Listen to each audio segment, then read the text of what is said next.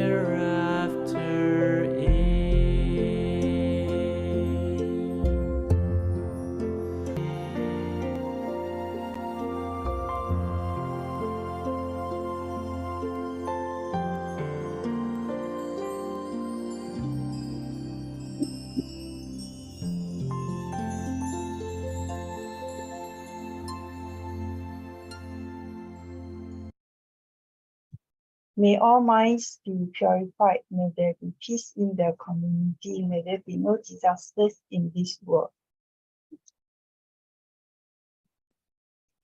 Let us pray together for universal love and blessing. With loving respect, gratitude, and confidence, let us wish every person in our lives a healthy body, an enlightened mind, and a total fulfillment in universal love. Now let us expand this consciousness to include every person in the world, every being in the universe. Let us unify love. Let our unified love make this wonderful world even better. Let us all immerse ourselves in the joyful embrace of universal love. Before we hear the wonderful sharing, let us invite our masters to lead us in paying homage to the Triple Gems. Let us pay our respect to these teachings and explanations to the Buddha and Master Cheng Yen by making 3 sincere bows. Please rise, palms together. First bow. Second bow. Third bow. And a bow to our beloved Abbot Masters who could join us today.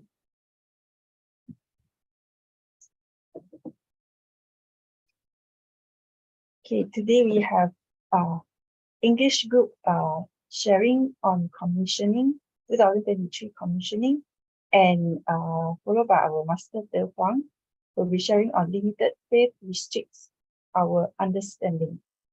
Okay, before that, let us invite Sister Su Ching, who will be sharing on the weekly summary.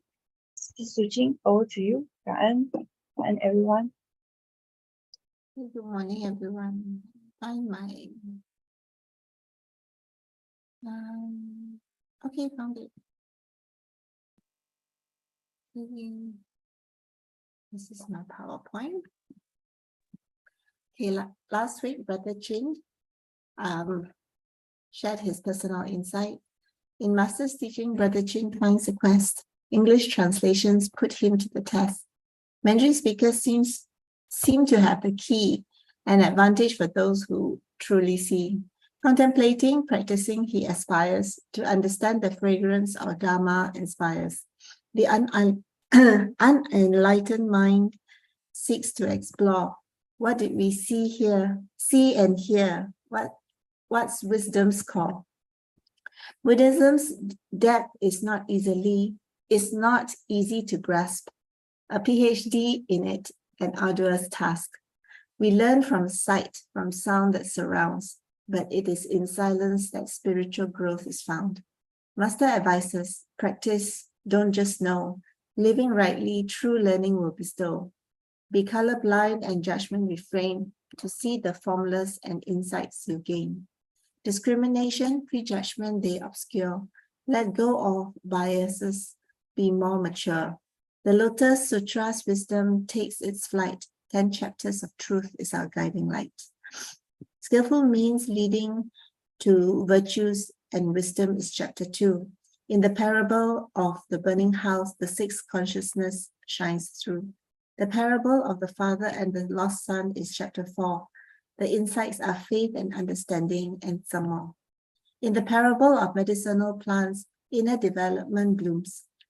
The insights on character change was the parable of the poor son assumes.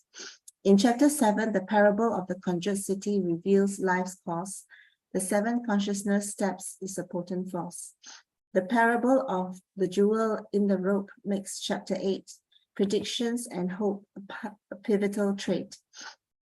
Those at and beyond learning is chapter 9. Fruition of cultivation is the ultimate sign. In the last chapter, Dharma teachers stand, guiding cultivators hand in hand. Through insights and lessons, they pave the way. On the path of enlightenment, we walk every day. Then we had Dr. Charles all the way from Singapore. In kindness, let us eat, mindful and aware. To animals, our earth and our body we care. Non-communicable diseases take their toll. Cancer and heart issues wreck our health out of control. Medical students need nutrition's aid. Doctors aren't always right, it has been displayed.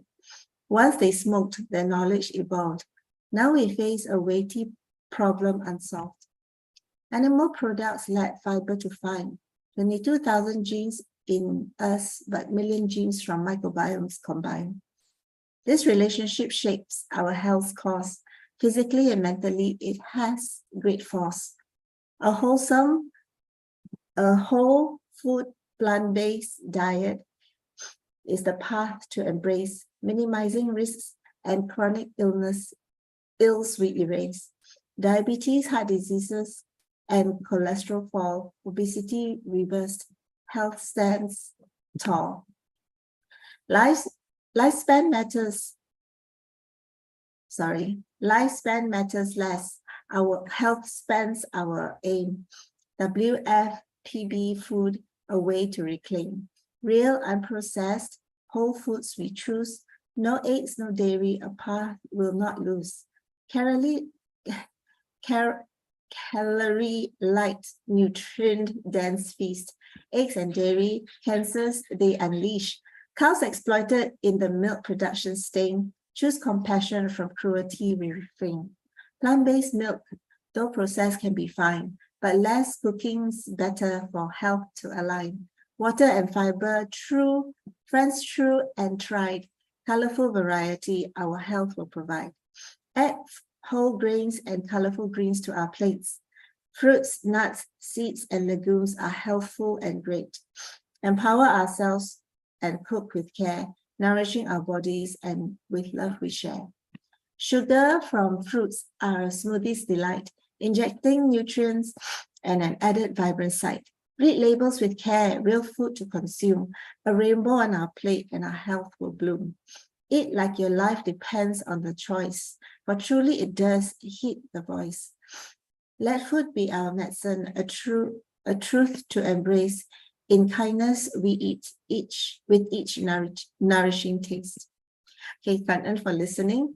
Now I pass back to Sister Su Ching to introduce our next speakers, and welcome back, Sister Su Ching.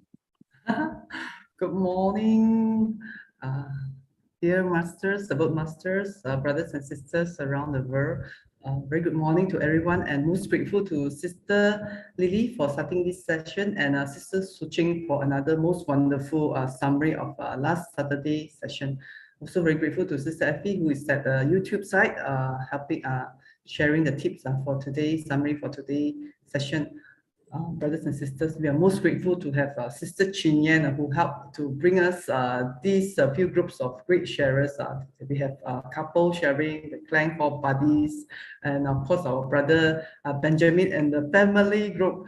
Okay, without much time ado, I think we let us pass to Sister Chin Yan to facilitate the session for today, the 2023 commissioning stories. Over to you, Sister Chin Yan.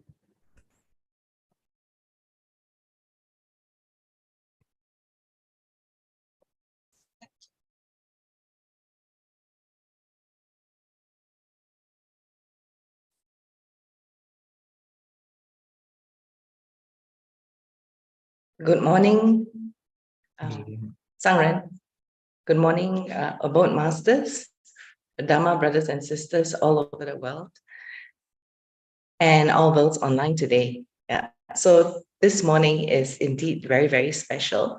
There have been a group and a large team of newly commissioned volunteers who have returned recently from Hualien, Taiwan.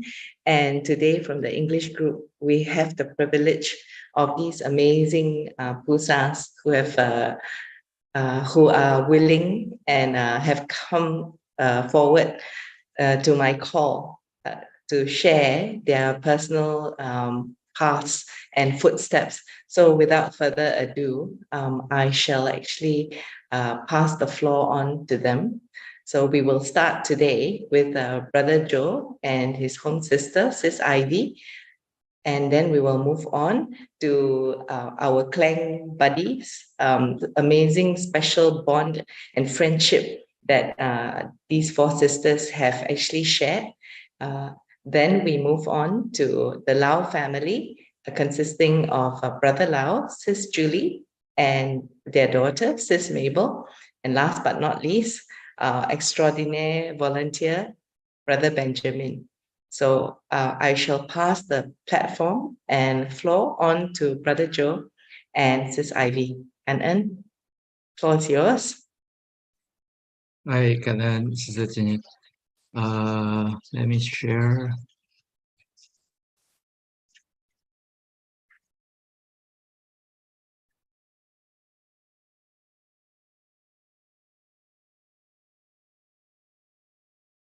Hi, good morning, everyone. Omitofo. Assuming that everyone can see the slides, yeah? Okay, good, great. So my name is Joe Yo, and I'm a volunteer since 2018, and this is one of the pictures that I took when we first arrived in Luzhou, Taiwan, yeah? So before that, I would like to express my deepest gratitude to the esteemed abode masters, the hardworking committee from Taiwan, Malaysia, the Tima group, the Tuifu, and all the fellow volunteers who created such a warm and unforgettable ceremony, the commissioning ceremony back in mid-June this year. Allows me to tell a little bit about myself. In 2017, this is my daughter on the left-hand side, my youngest daughter. Her name is Li Ning, And we first encountered Tzu Chi is actually back in 2017 and registered as a company parents in the PCBC class, which is a parent-child bonding class. And in 2018, me and my home sisters registered as a volunteer. And in 2019, and we are registered as a Gen Z. And in 2020, we completed our patient. And from the 2020, we are very fortunate, grateful, that we are able to actually do our commissioning, but due to the COVID-19, it has held us back for 3 years. And back to this year, mid of this year, we are extremely happy, I would say, that we are allowed to go back to Taiwan to do our commissioning. So I guess quite a number of people know that my story will be slightly different from other brothers sisters sharing. So I'd like to talk about the chronology of the events of what's happened to me throughout the journey of commissioning. So on the 14th of June this year, we arrived Hualien a day earlier than the main group, and we followed the Tzu group to enter Hualien. And we are fortunate when we are earlier day, we actually can help out and see how the preparation, how dedicated the hardworking team in terms of preparing for the big group to come. And throughout the journeys, everyone has to do their swab, this COVID-19 test. And on the 14th of June, the night before the main group, the arrival of the main group, I was tested positive for my COVID. And due to the positive result of the COVID, I have to be isolated and sent to another building. And therefore, I can't join or welcome the main group. The test that I did was actually around 10:30 or 11 p.m. on the 14th. But on the 15th, early morning, about 9 or 10 as well in the morning, my test was actually already negative. And throughout the journey until the 19th, every day is negative. But the TIMA was telling us that our own self-testing is they have to be confirmed by TIMA. So on the 17th was my first time meeting the TIMA team, and they did the COVID-19 test on me, and luckily it was negative. And on the 19th, another round by the TIMA group, and also tested as negative. The result is negative. So on the extreme right, you can see me doing a peace sign or victory sign. I was very happy that I was cleared for two reasons. One reason is because I'll be meeting my home sister on the 19th onwards, so I'm safe. She is safe. And besides that is actually we are allowed to have a short journey back to the abode there for about 1 hour. So for those who are tested negative. So on the 19th itself, at level 7, I think quite a number of brothers sisters knows about this level now. Level 7 is at the international hall, is where the COVID positive placed, isolated there.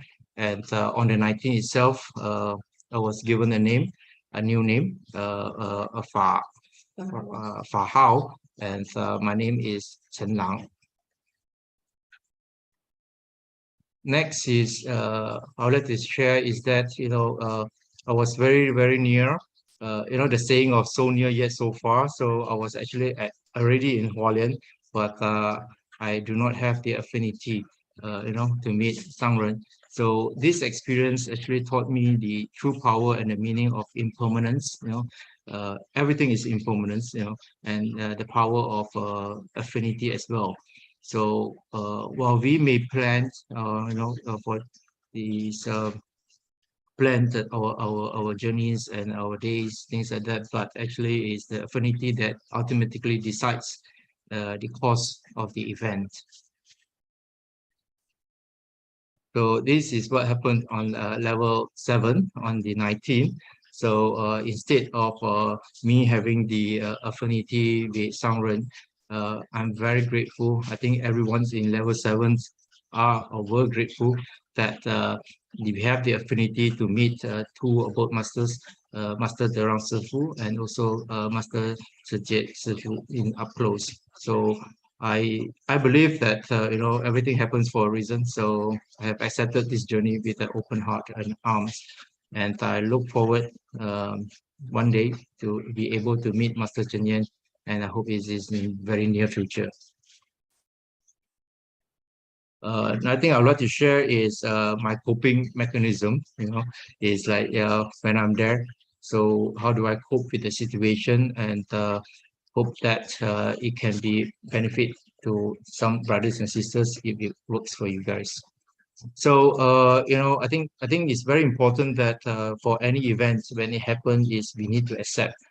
And at first I was like in denial, and once I accepted it, I said this is the fate, and this is happening or happened. So after accepting the event, I become more calm and more focused and what to do next. And I think there are two things that I did. First is physically, what can I do?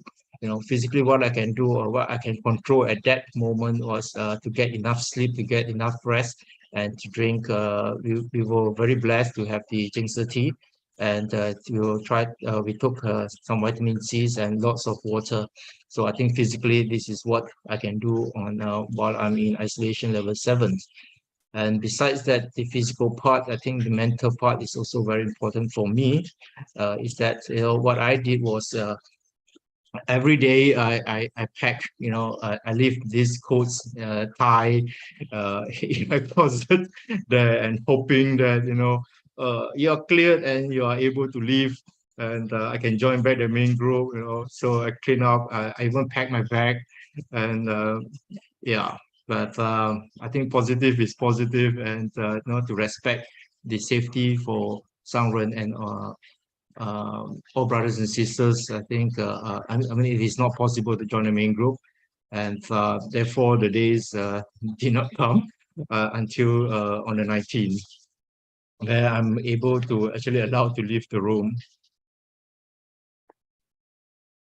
So yeah, there's one I borrowed this strength. I borrowed this from Dharma, our Master Chen Yan, in one of her 3 personal resolutions, and it says that I will not seek to have everything the way that I wanted it, but my wish is actually when things happen, I have the perseverance and I have the courage to face it. I think this is very important, and it works. And this I've been using this for quite a number of years, and it has been my guidance. It has been my strength since then. So what I would like to say here is that life's journey may present unexpected challenges and delays, but let us never lose sight of the path we have chosen. Do not be disheartened by the setbacks, by the challenges, and ask for the smooth in everything. But I think with the perseverance and courage, we can overcome any challenges that comes to us. All right, that's the end of my story. And again, I would like to say thank you and Kanan for everyone for giving me the chance to share. And I would like to pass now on to my home sister, Kanan. Good morning, everyone. To brothers and sisters, my name is Ivy Ang, and my given name, given Dharma name is Yi Ming. So during this year, April, we received an announcement that the commissioner in waiting can go back to Taiwan to be commissioned. but it was a too short notice for me in actual fact, because there are a lot of preparations need to be done. And I have 3 daughters at home. I'm not sure whether they are, okay or not without the parents at home, and my 81 years old mother at home, and some business errands, a lot of worries. And then I told my home brother that asked him to go himself in June, and I may go will join the team in December. I told him, and then but it's actual fact. Deep down, I was kind of reluctant to go, because to me I'm already a commissioner in waiting, and whether I wear blue shirt or I wear a gray shirt, it will not deter me from doing my duty in Tzu Chi. So but then my home brother is persuaded and asked me to seize the affinity and just do it. So I finally agreed to commission together with him, with some after some preparations being done. So upon arriving in Hualien, the COVID things happened to my home brother. And then on the same night at 11 p.m., he was taken away from his room. And the next day, when the class started, my many brothers and sisters realized that he was missing, and then they were curious and at the same time worried. So many of them started to ask me his whereabouts. So then the next morning, when I knew that my home brother tested negative, and I went to ask the team lead, Xue Yan regarding whether my home brother can be commissioned or not. So actually on the following day, he told me that my home brother would not be commissioned by Sangren, due to we need to, and it's understandable that we need to protect Sangren by all means and the safety of everyone. So at that time, I accepted the fact that my home brother will come all the way from Malaysia but couldn't be commissioned. And then besides that, to be frank, I have a mixed feeling at that time. So and also the rumor saying that if let's say he is not commissioned, when he come back to Malaysia, he will have to wear back his gray shirt, and myself I have to wear blue shirt. So that's the mixed feelings comes, you see. Then I thought, since we had agreed to commission together before we come to Hualien, and I made a harsh decision, you see, at that time. So I went again to see the Xue Yan, and I told him that please remove my name from the commissioning list, because I thought, I told him that I don't mind to come back again in December and to be commissioned again with my home brother lah. And but then now that I felt blessed that I changed my mind that time, and due to a lot of supports from my home brother and also brothers and sisters at Hualien that time, and I finally agreed to commission. And then the day has come on the 17th of June, our group to be commissioned by Sangren. And the moment I saw Sangren walk into the hall, I regretted that I made the harsh decision earlier, because I'm totally touched seeing Sangren as a very small size and frail lady, and but yet she can do so much, to the world and reach out to the people in need. And Sangren has created and show us the Bodhisattva path. Her sincerity, her guidance, and whatever she does is all for our own good. And the moment Sangren mentioned about Lai Bu Ji, and that moment eyes started to get teary, and I felt a sincere love from a mother to a child, you see. And okay, here I would like to show some of the photos that's in Hualien. Okay. Besides receiving so much nourishments of Dharma during our stay in a boat, I would like to take this opportunity to express my gratitude to the volunteers from Taiwan, be it in Taipei and Hualien. They welcome us and treat us with 6 stars hospitality. They want us to feel like we are going home, back home. And then here are some of the pictures when we are in the boats. We were drenched with the Dharma's water during our visits, you see. And then I also met with a lot of beautiful people and beautiful sceneries. And this is my group 73, my lovely sisters. And finally, even during our farewell, some of the abode masters came out and bid farewell before we all leaving. So it is really a 6-star hospitality. So I'm very grateful and thank you. And that's my sharing for today. Thank you, Kang Eun. Kanan, everyone. And over to you, Sister Xingyan. Totally sincerely grateful for your amazing sharing, and I'm sure many hearts are also touched. I was personally there, and I don't know how Brother Joe felt because he was quarantined far away from all of us. But it was also, but we were next to Sis Ivy, so we could actually feel her anguish and all the thoughts that were going through her head. But I'm so happy that all of us were able to return in our blue and white to continue on this path steadfastly. Yeah. So thank you again, Kanan.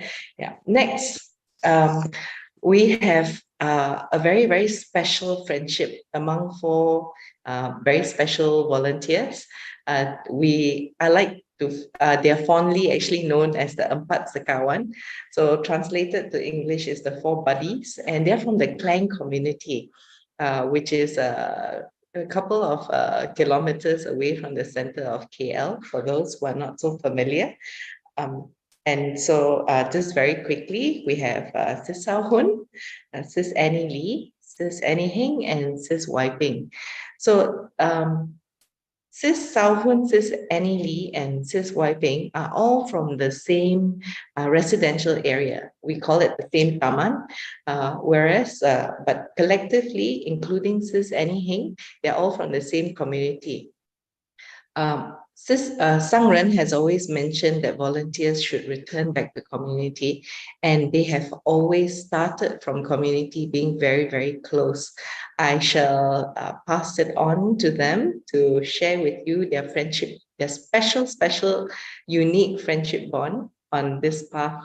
Yeah, so Sis Hoon, I pass the platform to you and on to your other fellow sisters. And Good morning. Can you all hear me? Yes, very clearly. Okay. Good morning, everyone. I'm Sister Hoon. Master gave me, my Dharma name is Yi Hui. My affinity, today maybe I share a little bit of how my affinity with Sangren and Tzu Chi started. Actually, my affinity with Master Ching started way back in early 2012. When I was working in Indonesia. One night after work while watching TV, I happened to switch on the Thai channel. And whole and behold, I saw Sangren expounding Dharma in Minanyu. Minanyu is the Taiwan language. And I was very surprised to find a master expounding Dharma in Hokkien in a Muslim country. It was so amazing. And that started my search of who is Master Ching Yan. And then in 2013, I went for holiday in Taiwan with my classmates. We were invited to visit the abode because one of our classmates happened to be a Tzu Chi volunteer and she was at the abode.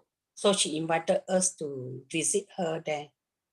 So we had a tour around the abode. And then when we were leaving, my friend asked me, so when would I like to join Tzu Chi? I just told her, let me retire first.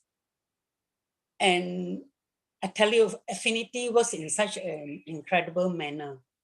In July 2014, that is the following year, impermanence struck my home brother. He had a stroke and I was not aware. I was not aware of, I was too busy working and was not aware that he lost his voice for a day. And that made me decided that I would like to retire early because I do not want to live with regret. Too busy chasing material wealth. And in early 2015, I walked into Tzu Chi through our recycling point. I walked in by myself. I just wanted to, at that point of time, I just wanted to be a happy volunteer, just to do some service to give back to society. But then this journey leads me to today, that I get certified to be Sangren's first generation of disciple. I truly cherish this moment that that in this lifetime, I have the affinity to be certified by Master and be Sangren's first generation of disciple. Before I go further, let me express my gratitude to our Master, the abode masters, and all the group of dedicated volunteers for their selfless effort in making our stay at Hualien so comfortable. A total of more than 1,000 volunteers, including the certified volunteers, joined in this event. So it was really no easy task. And very grateful to our supporting volunteers and Tuifu to make our stay there very warm. During the certification, Sangren gave us 4 words. There is Buddha's heart and Master's conviction. So it means that we have to emulate Buddha's heart, take Buddha's heart as our own and Master's mission as our own. And I remember when Master put on my identification card on me, he softly reminded me, 要多精进.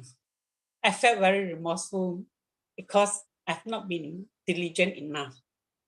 So now I vow to be more courageous and be more diligent in walking this Bodhisattva path, to pray for a healthy body and not for less responsibilities, to cultivate both blessings and wisdom with the right faith and right mindfulness. And after, can we go to the next slide? Yeah, after our certification ended at Hualien, we went at Ching Si Hall, we went over to the abode because I signed up for the volunteering at the abode. On day 2 and day 3, we participated in the weeding of the vegetable plots under scorching sun. But when I think about the abode master, they have to, each abode master would take care of each plot of land. And the Ching Si abode masters, they live by the real rule till today of no work, no meals. So you are talking about having to during our stay, we actually, whatever that we eat, we sleep, and we stay are all provided by the abode masters. For that, I'm truly very grateful. So during our Chupo that time, even though it was very hot, scorching hot in the afternoon, actually the abode master told us to have a rest. Don't come up in the hot afternoon. We only did it in the morning. But the few of us, we decided, no, we still must go back and complete our plot of land to make sure that we hand it properly over to Sifu. So you can see from the picture, first it was full of lalangs, full of weeds, and then after that, you can see the rows of vegetables. You can clearly see the rows of vegetables. So it was truly an experience for us that to really appreciate our Sifu, our abode masters, for providing so much love and care for us, and including the food for us. I would like to end my sharing for today is, when there's a vow, there's strength. What is right, just do it. 有愿就有力，对的事做就对了。Thank you. This is all for my sharing. 感恩。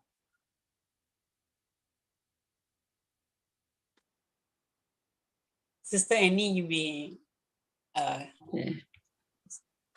Thank you, Sister Salhun. I'm a Sister Annie Lee from Southwest One Klang, and my Dharma name is Xian. I'll just share a little bit about my affinity with Tzu Chi. I walked into Tzu Chi Dharma door on my own accord in November 2015.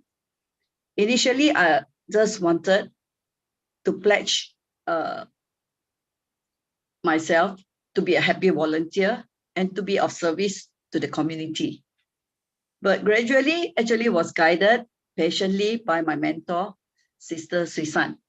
Very grateful to her. So along my journey, I met some virtuous friends close to my heart. That is Sister Salhun, Sister Annie Heng, and Sister Peng. They have been my inspiration, and we have greatly relied on each other for pillars of strength in order to sustain the momentum while walking on this Bodhisattva path. We support each other with a positive mindset when we met with challenges and obstacles. Great to work in a team for the moral support, strength, and motivation. Actually, to us, unity is strength. So since the pandemic in 2020, we are unable to go back to our spiritual home in Hualien until sometime in April 2023. We were notified that we can go for our certification in June. Have long awaited for this moment and very anxious also. So on the day of the certification, as we were lining up, the Abbot Master reminded us to go as near as possible to be with Sangren, as this would be our once in a lifetime precious moment. So I graciously look at Master, have a good look at Master in the eyes, and embracing her compassionate, loving kindness and blessing. With a gentle touch on my shoulder, I can feel her motherly, compassionate love for all her disciples, which I am not able to describe in words. So after the certification, to me, is just the beginning of my spiritual journey. I remember a quote by Master Tzu Chi on 16th of July, as saying, "Take the bitter lives as sweet." So we have to be self-reliant and work hard to overcome the difficulties or obstacles bit by bit. So as Master used to remind us, the Tzu Chi Bodhisattva path in the human realm is a path full of difficulties, and at the same time, it is also an easy path to practice. So at the Abbott, I also volunteered in a multiple of activities like plucking of miniature roses, honeysuckle, and straining the leaves of one of the ingredients for the Jingsi herbal tea, and fixing the candle wick in the holder, cleaning the scissors which had been used, and oil every pair of scissors before keeping it. All these activities may look simple and easy, but are quite labor intensive. They are quite therapeutic to the mind, and that's the beauty of it. So we need to do everything with mindfulness. So I also would like to thank all the Abbott masters for their warm welcome, for what they have done. Really give us a very warm welcome and make all of us feel very at home. So since we have the affinity to attend Master Sin Fa Xiang lately, daily, I have to treasure and cherish it greatly. And I vow to be diligent and make good use of my now healthy body to do good deeds and add values to our life. Do whatever we can to the best of our ability. So to gain both blessing and wisdom, we have to go among masses and form good affinities with people. So while working with people, matter, and object, we need Dharma water for nourishing our heart. So to end my sharing, I would like to share this aphorism. While working, learn. While learning, awaken to the many truths of life. Kan ơn for listening to my humble sharing. Kan ơn. Sister Annie Heng, the platform is now all yours.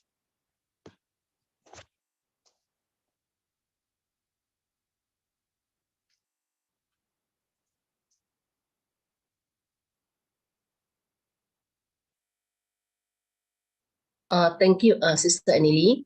Good morning, brother and sister. I'm Annie here.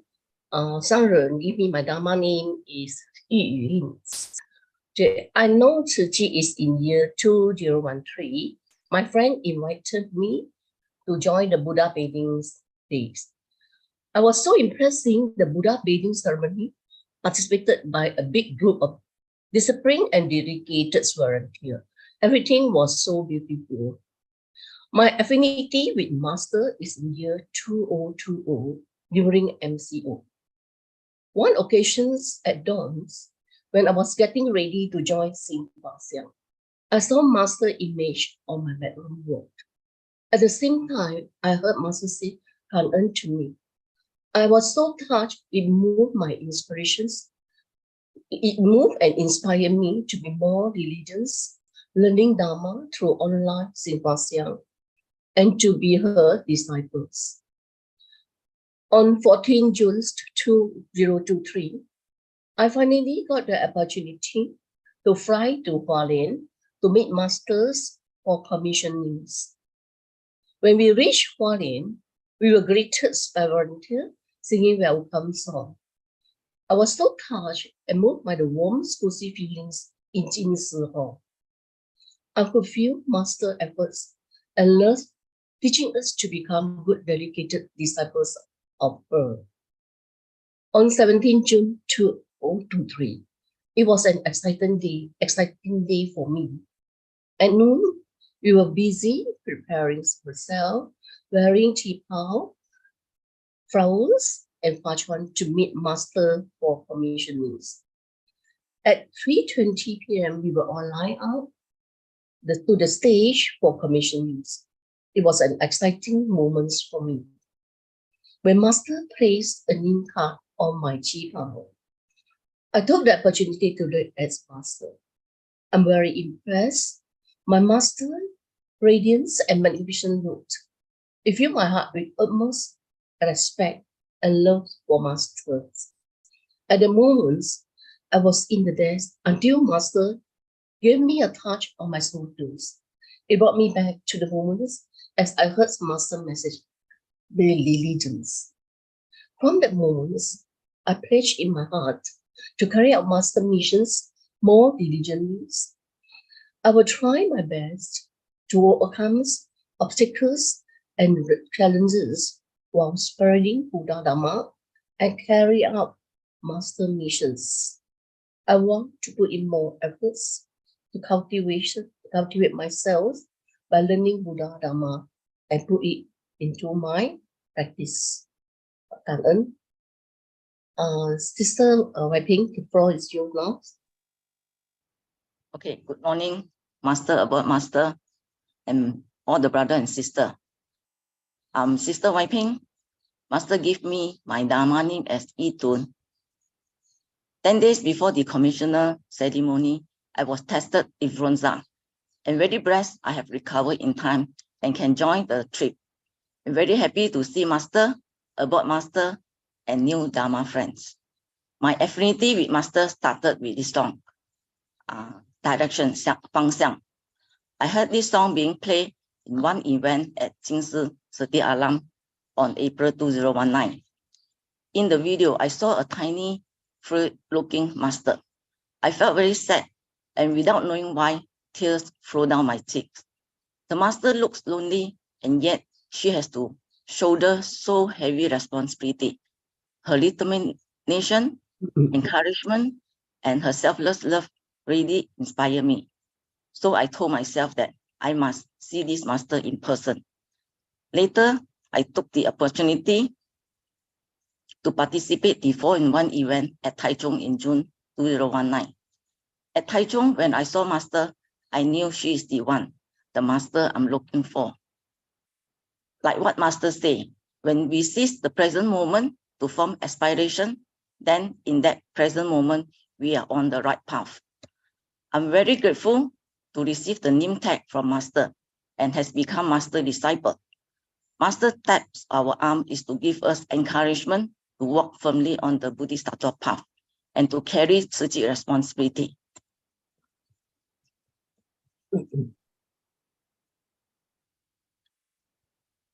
By following Master teaching, I have a better understanding of what Master meant by walking on the Bodhi path. Walking on this path is to putting our compassion into action rather than words. Our willingness to give without expectation, our gratitude will let us experience Dharma joy after giving. The most touching moment is when Brother Joe Huang showed us the Dharma boat sign language performance video. Initially, our movement does not synchronize, but towards the end, all went well and the sign language performed beautifully. Master always say that even though everyone has different capability, but with the same intention and aspiration, we can work together towards the same goal. When we have faith in Master teaching, we will continue. Sorry. When we have faith in our Master teaching, we will continue to walk on this right path, the Bodhi path. To take inventory of our life is to repent our wrongdoing and to assess how much we have done. From the moment I put on the badge with the words, the Buddha heart and Master mission, I vow to put in my effort to carry out charity work, share life wisdom to more people, and follow Master lifetime after lifetime. And also I'd like to take this opportunity to thank you, my buddy, our Muji, Sister Pao Yi, our mentor, Sister Srizan, and all the brothers and sisters for your guidance and support. 感恩.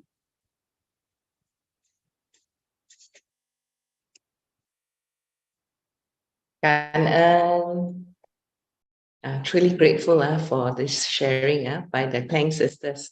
Yeah. Initially, some of you were actually a bit worried about sharing, but I'm so glad to actually see everyone take up the challenge to benefit all of us. So, 感恩 once again, sisters. Next up, we have a special sharing once again from the Lau family. So from a couple, a husband and wife, then we moved on to the strong bond of 4 buddies, and now on to a family. The Lau family have been very, very fortunate.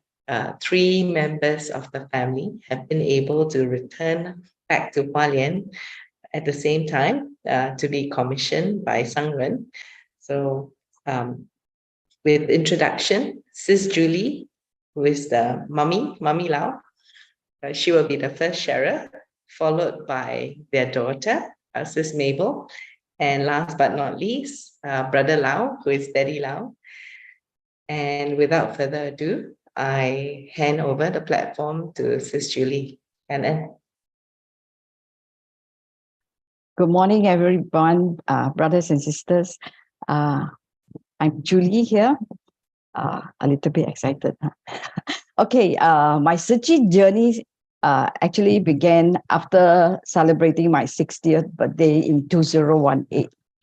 And time really passes by, and I reflected on my past 60 years of my life, and I realized that I have primarily focused all my time on my family and neglected my spiritual aspect of my life.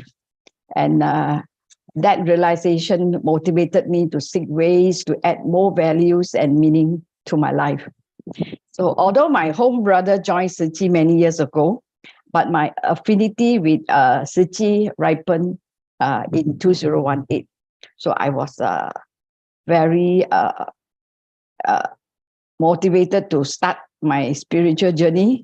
I don't know how, but the best thing is to join Tzu Chi. So I started as a recycling volunteer. Then I progressed to Chensi, and the next year I completed my patient, and then in 2020 I became a commissioner in waiting. Commissioner in waiting because that time we are not able to go back to Taiwan. So even though I'm a commissioner, but it's not fully pledged commissioner because we haven't been certified by master. So, but I go on, with all my Muchi's Peipan and all that. So I involved in a lot of activities. Then when we received news that we will be going to Taiwan in June, I was filled with joy and excitement. Because that is the thing, the waiting moment, after 3 years. Then we are also very blessed that because of the pandemic, my family, my daughter and my home brother we can go as a family. Okay, so and then when we arrived at Taiwan, and when I stepped into Hualien Jingsu Hall, we received the warmest greeting from all the brothers and sisters. That made me feel like I'm home. I have come home, arrived home. The warmth and the hospitality was truly exceptional, and I really felt like I'm in a big Tzu Chi family. Okay, and let me tell you about on the day of commissioning. We were also excited, wake up early in the morning, dressed in our chi pao, and everybody were having comb our hair with all the hairspray and everything. And then we were so excited. And as we go up on the stage, all the Abbot Sifu line up in a row to give us their warmest congratulations. Everybody's so excited. Then as we walk down the line, when I reached the end of the line, end of the row of Sifu was Master Huang. And then she advised me to walk closer to Master and look straight into her eyes. She said this could be the only opportunity to be such close proximity with her. So I was choked with emotion, but no tears. Then when my turn, as I walked to in front of Master, I looked into her eyes. I managed to express my gratitude by saying, 感恩上人, and she responded, 恭喜你. That was truly the most unforgettable moment for me. And then then the 4 days of commissioning camp was truly unforgettable, and we extended our 3 days at the abode. It was a really unforgettable experience. I truly urge all the patients to follow through and go back to Hualien to meet Sangren. Okay, then after returning from Taiwan, I realized how truly fortunate I am to be a commissioner. It actually opened a lot of opportunity for participation in a lot of exclusive activities, you know. So when I reflect back, you know, if I am not a commissioner in waiting then in 2022, I won't be given the opportunity to take up the role of a Tui Fu lead in PCBC, parent-child boarding class. So I am very glad that, you know, I am a commissioner now, because it gives me an opportunity to take on a bigger role. And if I've not been a commissioner, I won't be given the opportunity to take up the role as the person in charge of Bangsa Recycling Point. So I am grateful and filled with pride to be certified as Tzu Chi Commissioner. Now I truly understand when Master said, when you became a commissioner, when you become a commissioner, it marks the beginning of the Bodhisattva path. Yeah, it's truly true. It's not the when you go for certification, is that you have graduated and you can end there. But actually, it's the beginning of an opportunity to take on more roles, to be involved in more what you call more activities. I also found that, you know, even if you want to go to India, Lumbini, India, Progaya to serve, you have to be a commissioner, you know. So the what you call commissioner, the title of being, I mean, the certified as a commissioner give me many opportunity to serve. And I vow to be diligent in my responsibility as a Tui Fu lead and the person in charge of Bangsa Recycling Point. And I vow to be more involved in charity mission. Thank you so much. And thank you to all the brothers and sisters who have walked the path together with me. Special thanks to Sister Michelle Maimuji, and also special thanks to Sister Stephanie, because working together with her in the parent-child bonding class, I've grown up and I've followed her good example. And I would like to end today with a Chingse aphorism. If we do nothing useful every day, we just consume our life. But if we actively give ourselves, we create meaning into for our life. This is something that I always like to follow, you know. So we must create more meaning in our life, as our life is very short. I was telling my daughter, I may be in my two-thirds of my life have gone. I have one more third. So I want to make sure that the last third of my life will be filled with a lot of good memories and add in good values. Okay, thank you very much, everybody, for listening. And I'd like to pass on to Mabel.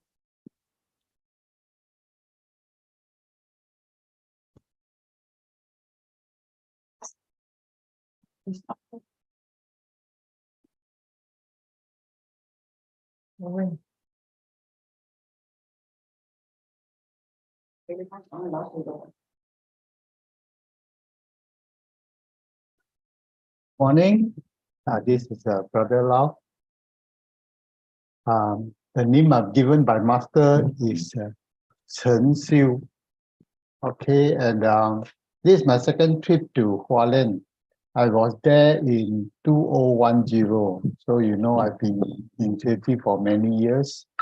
And we have a very good, we're very well taken care of in the Tang in Hualien.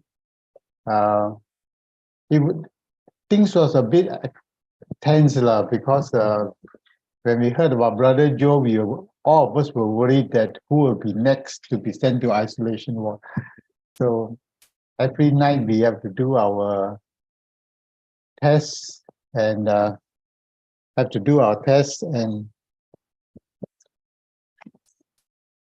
okay, luckily I was not I test negative all the way.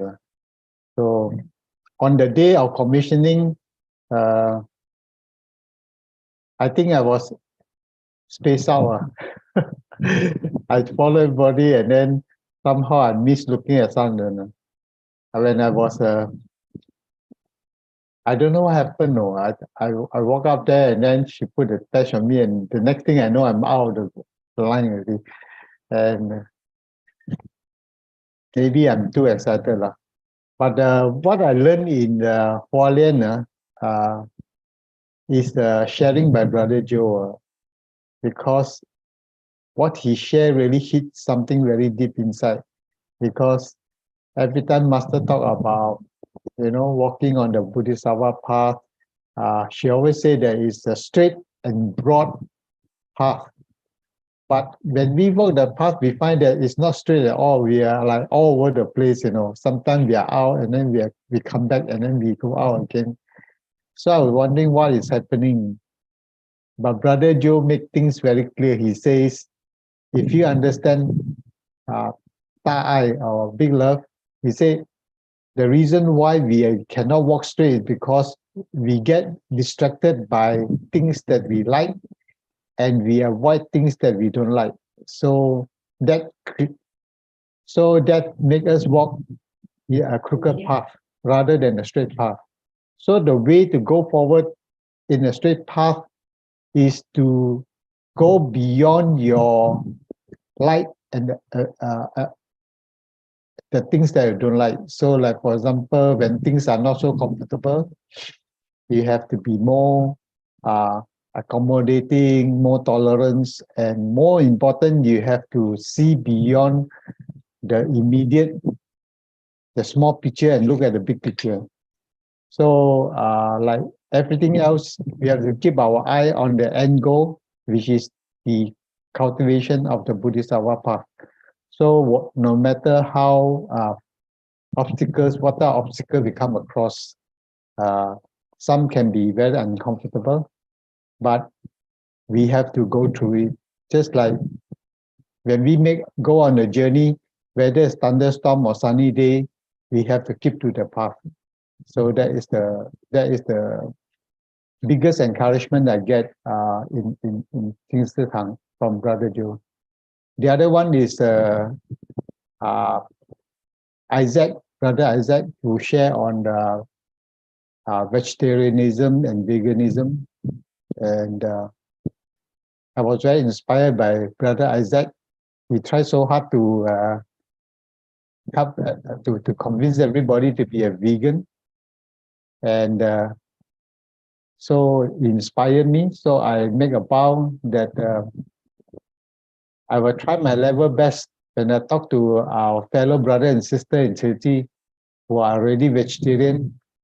I would like to educate them so that they can see the value of becoming a vegan. Actually, veganism is not about the food we eat, but rather we focus on the suffering of the animal and the exploitation of human on animals.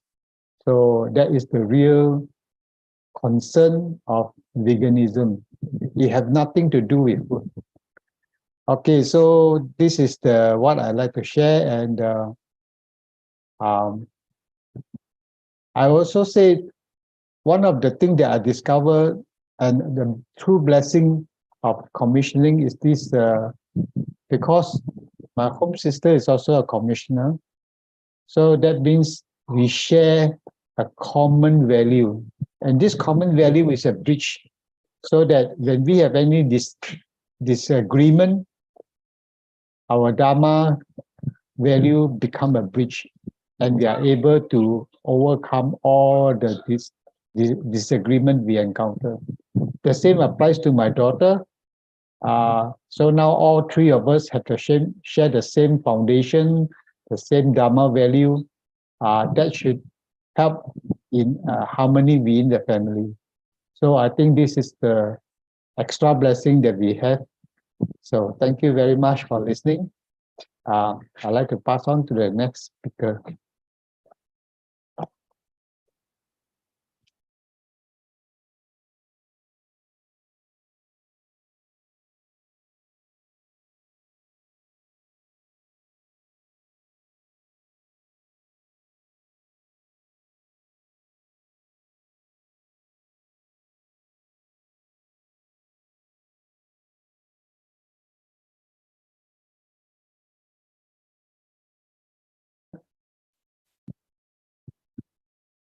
Is Mabel?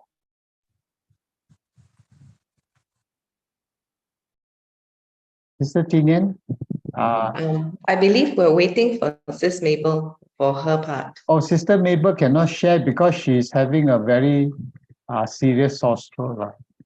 Oh dear. Okay. Oh. Well, sending blessings for quick Uh-huh. recovery. Yeah, So drink more yes, water and things. yeah. Pass to the next speaker. Thank you. Okay, Cảm will ơn. do. Cảm ơn. Yeah. Cảm ơn again for the lovely sharing. Actually, Sis Mabel and I shared quite a few common photos while we were volunteering at the abode because we were part of the same group. So perhaps we will keep in mind Sis Mabel's sharing for the next session, if there's one. Now, we have up next, we have Brother Benjamin Chong, who is from a community that is in the Klang Valley called Kuchong.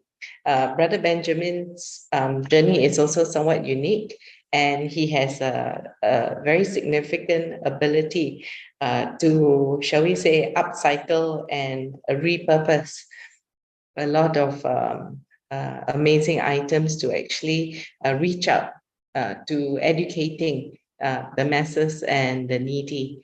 So we're very fortunate as well. I bumped into Brother Benjamin just before we jumped on the plane. I was very happy to see him. And again, very privileged to be on this journey as well, returning back to Hualien with him, together with all the rest. So I shall pass on the floor to Brother Benjamin to share his journey. And Brother Benjamin, all yours. Hello, good morning, everyone. Is my voice coming clearly? Yes, I can hear you loud and clear. All right. Let me share my screen.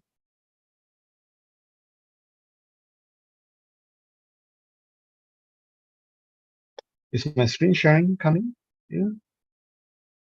Yes, we can see it clearly. All right. So, good morning to our dear Sangren, our masters in abode, brothers and sisters. Wonderful morning to you. I also see Brother Jeffrey here in the chat. Brother Jeffrey, you want to say a good morning to everyone? Yeah, sorry, good morning. Just half watching you and doing something at the same time. Thank you. Yeah, thank you. Good morning, Brother Jeffrey. So, yeah, so let's start. This is the first picture. So this is a dream come true for my home sister. Yeah, I guess she has been making wishes regularly that I will be commissioner soon, and yeah, her wish finally came true. So this is a photo that we took together at the Puchong Gongsiu Chu with master's photo. So my my experience going back to Hualien has been a very anxious one. Firstly, it's because I didn't really want to go back for commissioning. I felt that I wasn't ready for it.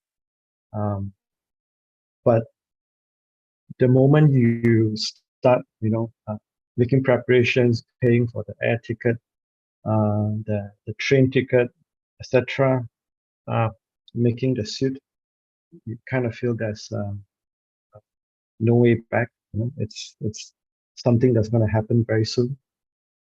And so this is a photo of a selfie I took at the airport.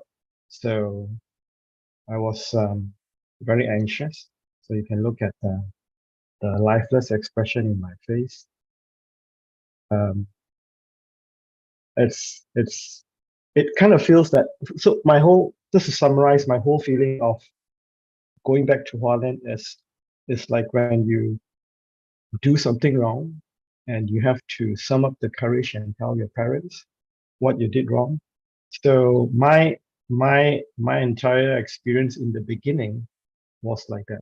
I felt that I had to go back to Hualien to face and tell someone what I have done wrong and what I've not done. So that's the sum of how I felt.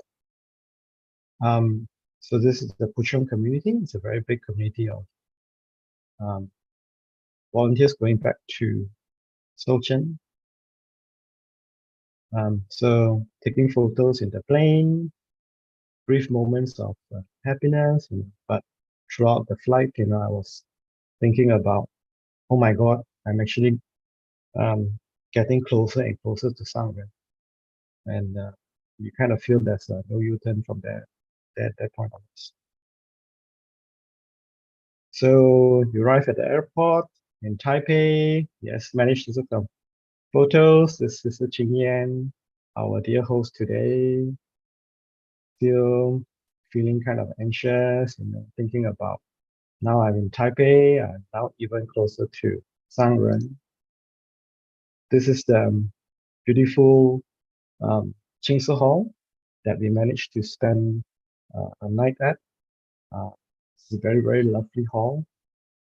I actually couldn't sleep that night very well. I think maybe I got about 2-3 hours sleep. And at the hall, it's the first time I saw my Fa. And I didn't know what it meant. So I asked other volunteers in Jingse Hall, what is the meaning of the word? So they told me it means happiness, etc., etc.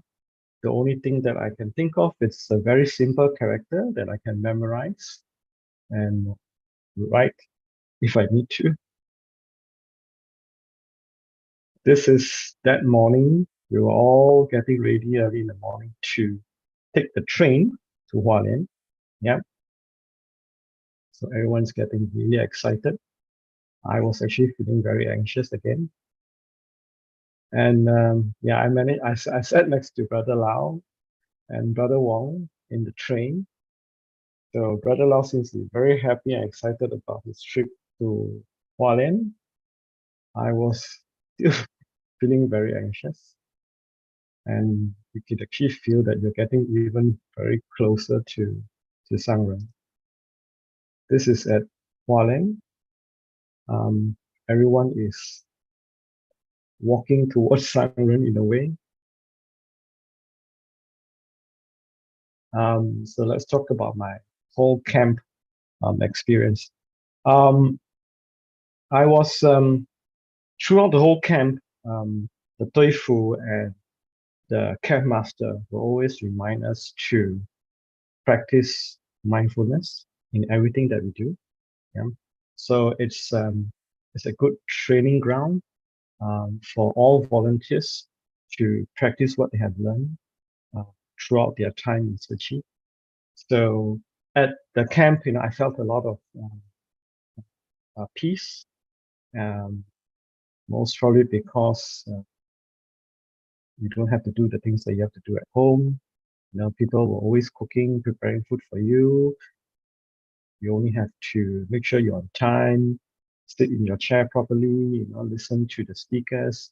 So I guess that gave you a lot of opportunity to be mindful and give you a lot of time to think, reflect. I also noticed volunteers after a few days started talking about the going in and out of the Tinsel Hall, changing your shoes, the watao. So people started to some people started to complain about it, yeah, but it's a good practice, you know, to practice that mindfulness, you know, why we need to do all this, enjoy the moments in the camp. So I was also very fortunate to be able to experience the camp with my family members. So if you don't know, Sister Furnace is my sister-in-law. But you also kind of realize that, you know, your family is much, much bigger than that. Yeah, you have all the Tzu Chi volunteers in sharing common missions and goals. Yep. That's Brother Lau. He's in my team, my small little team. And this is our visit to the abode. So when I was at the abode, I felt very at peace, yeah, despite having little insects trying to bite you all the time. But most importantly, I felt that I was extremely close to Master at that point, even though I didn't see her during the visit. But I felt that I was very, very close to her. But in a way, my feelings of anxiousness and anxiety, they kind of dissipated. You also get to meet a lot of people that you've never met in person from Malaysia. So this is Brother Wen Jie. We've met online, but not in person. You also get to meet people who are really animated, like Brother Zell. So you just can't stop laughing when you take a photo with someone like that. And on the day of commissioning, well, even the day before, it was listening to Zhang Ren's sermon brings a lot of uncontrollable tears for whatever reason. And you know, but I during Master's sermon, I decided not to wear my translator kit. So I decided that I wanted to fully focus on listening to what Master has to say, even though I might not understand most of it, but I wanted to cherish every single minute I was near Master. So I turned off my translator kit, and just listened very closely to what she has to say. And I guess in the past few years, I've never been so attentive to what Master has spoken. And it's and there were times, you know, when Master would say something and tears want to come out for whatever reason. So you have to control it. But when you look to your left and you look to your right, you know, you can start hearing other people sobbing and having tears in their eyes. It's a bit difficult to control at times.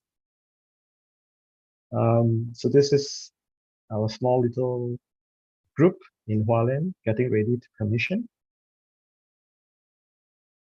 And that's me sitting very, very close to Sangren on day of commissioning and listening to what she has to say. I was looking at this photo and I was wondering why my mask was so squarely shaped.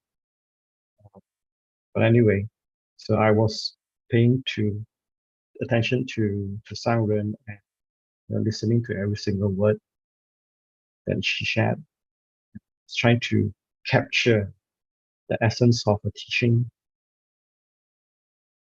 And when I went up to Sangren to receive my name tag, I wanted to cherish that moment. I wanted to stand close to Master. I wanted to look her in the eye, and I wanted to thank her for the love she has given to me all these years. So I knew that the moment is going to be very brief. So I stood in front of her and I looked into her eyes. But one thing that when I was putting all my energy trying to look her in the eye, I couldn't see her eyes. So I could not see her eyes at all. It was like I saw her face, and I was trying to look for her eyeballs, and I just couldn't. And suddenly, it's maybe I got spaced out a bit, like Brother Lau, and you get pushed away, not pushed away, you get guided away from Master so the next person can receive her blessing. And after that, I came back. I went back to my seat after getting my name tag and receiving Master's blessing. And I was thinking to myself, why I could not see Master's eyes, despite my full attention and effort trying to do so. So I was thinking about it, and suddenly a thought popped into my mind, and the thought that came into my mind was the reason why I could not see Master's eyes is because my ego was too big. And because my ego was too big, I could not fit myself into Master's sight. Okay? And this is something that I've always, ever since that, I've always tried to reflect and make sure that my vanity don't get the best of me. So the next part is about making vows. Yeah. I remember during the day of commissioning, we all had to hold a little lamp and kneel down in front of Master. And Master was again sharing, giving the sermon. And there was one point in her sharing that she looked at my direction, not at me. I'm quite sure she was looking at everyone, but she looked at our direction, my direction, and we were holding the little lamp.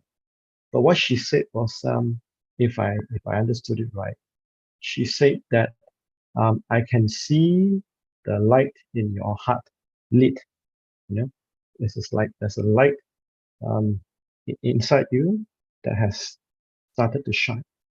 And when she said that, a lot of thoughts started to flash in my mind. What I want to do, things that I should do back when I get back to Malaysia. So I started forming all these thoughts and plans in my head. So it's like that moment is like Master inspiring to do whatever you want to do. She has given us the blessing to go ahead. Yeah.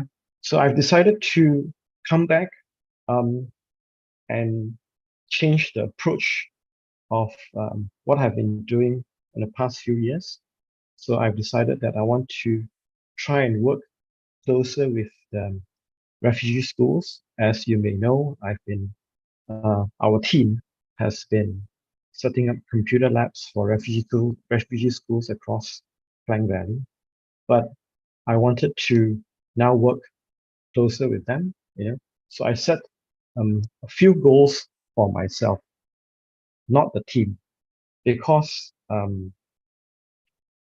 sometimes I hear Brother David Liu sharing on YouTube, and Brother David Liu always say that you have to manage yourself, not others. Yeah. So this is a goal that I set for myself. Yeah. So I remember how beautiful and well kept our Tzu Chi Refugee School Harmony is. So I've set a goal that I want to help the refugee schools to give them a better condition and environment for the students to study in.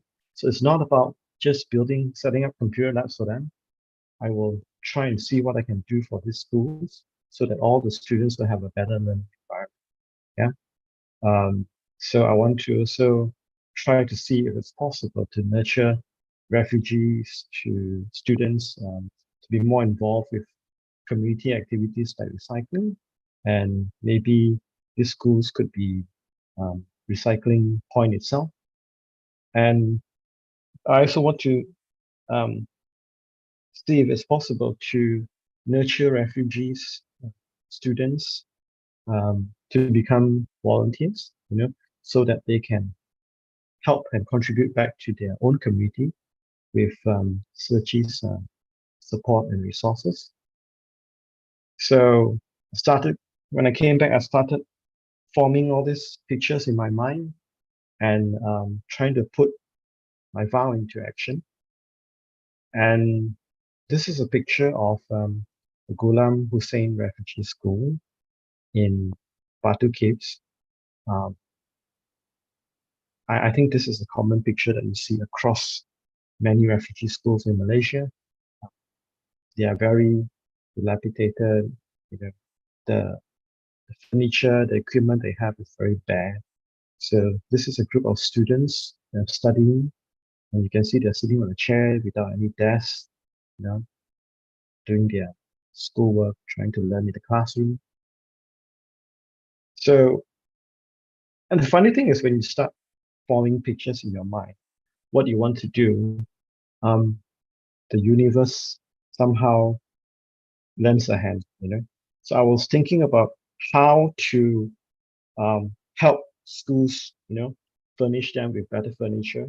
So then I saw a message in the chat group saying there's a tuition center donating their desk chairs and whiteboards and etc. So I got in touch with Sister Michelle, and she shared this contact, and the tuition center donated all their desk chairs, whiteboards, and I think, if I'm not mistaken, they also pledged to donate an aircon unit to the school. This is a picture of the student from the school moving down the furniture. See how happy this boy is.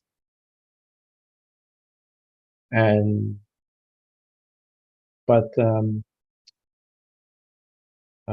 you still have to put your back to it. Still have to do things hands-on. So somehow there was also another donor wanted to donate all the old tables and chairs from the office because they were renovating. So I got that news, and we started getting volunteers from PJ to help to move furniture for the school. And this is a latest picture that I got from the school, that you can see the students now. They have a chair to sit on, but they also have a desk that they can actually write on, small little desk that they can write on. So this is a very, very lovely picture. Yeah. And you can also, it's also a little desk for students to take a nap when they get a little tired in the classroom. So this is Brother Lau sending books to the school from the USJ bookshop. This is the caretaker of the school. And in the chat group, I recently asked brothers and sisters to help with some used printers. So these are positive, loving replies from our volunteers. And small steps. You can see the refugee students coming out to learn about recycling, doing it themselves. So I took the opportunity to share with the students while we were doing recycling together about humanistic culture, things that they can understand and think about while doing recycling, why we are doing it. And I wanted the students to feel that they are part of the Malaysian community, coming up to help other volunteers, doing it together, seeing other volunteers doing it with them. So it's to create that sense of community. And hopefully in the future, we will be able to take more beautiful pictures like this with our refugee family and friends. So that's all for my sharing. Thank you very much. And Brother Benjamin, it's truly putting the vows into action.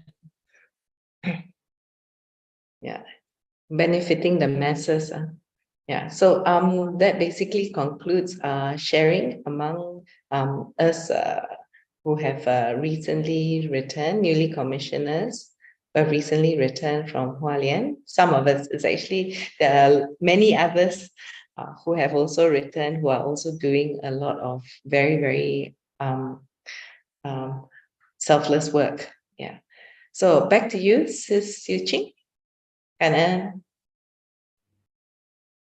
Sister Ching and our groups of speakers are sharing. I trust all of us listening will have this intense feeling, very touching, very insightful and heartwarming. For those who have gone for certification, definitely it will bring back our memory, the time when we were certified. And I'm very grateful today to hear all of your sharing. Reminded me again of Buddha's Heart Master's mission, the faith vow practice. We still have a few minutes before we invite Master De Huang. Maybe if possible, can we take a group picture now that because we know that maybe certain times some volunteers need to go somewhere. Okay, let us seize the chance. De Huang Sifu, you see Master De Huang is here. De Huang Sifu, many of the sharers also expressed their gratitude to De Huang Sifu. They have chance to meet De Huang Sifu, and gratefully today we have De Huang Sifu to share with us. Very, very good affinity. Okay, let us, if possible, can on the video. Okay. 还有 2 minutes. Maybe we allow the chance to the sharers. Those who have certified recently. Master De Huang is here. Maybe can. Yeah, if you wish, feel free, you can express your words of gratitude to De Huang Sifu. Else 我就代表你们感恩. Or anyone who wish to share anything there this time after hearing the session just now. You can see our Klang sisters rushing for the veggie promo. Or Brother Robert, maybe a word of 2.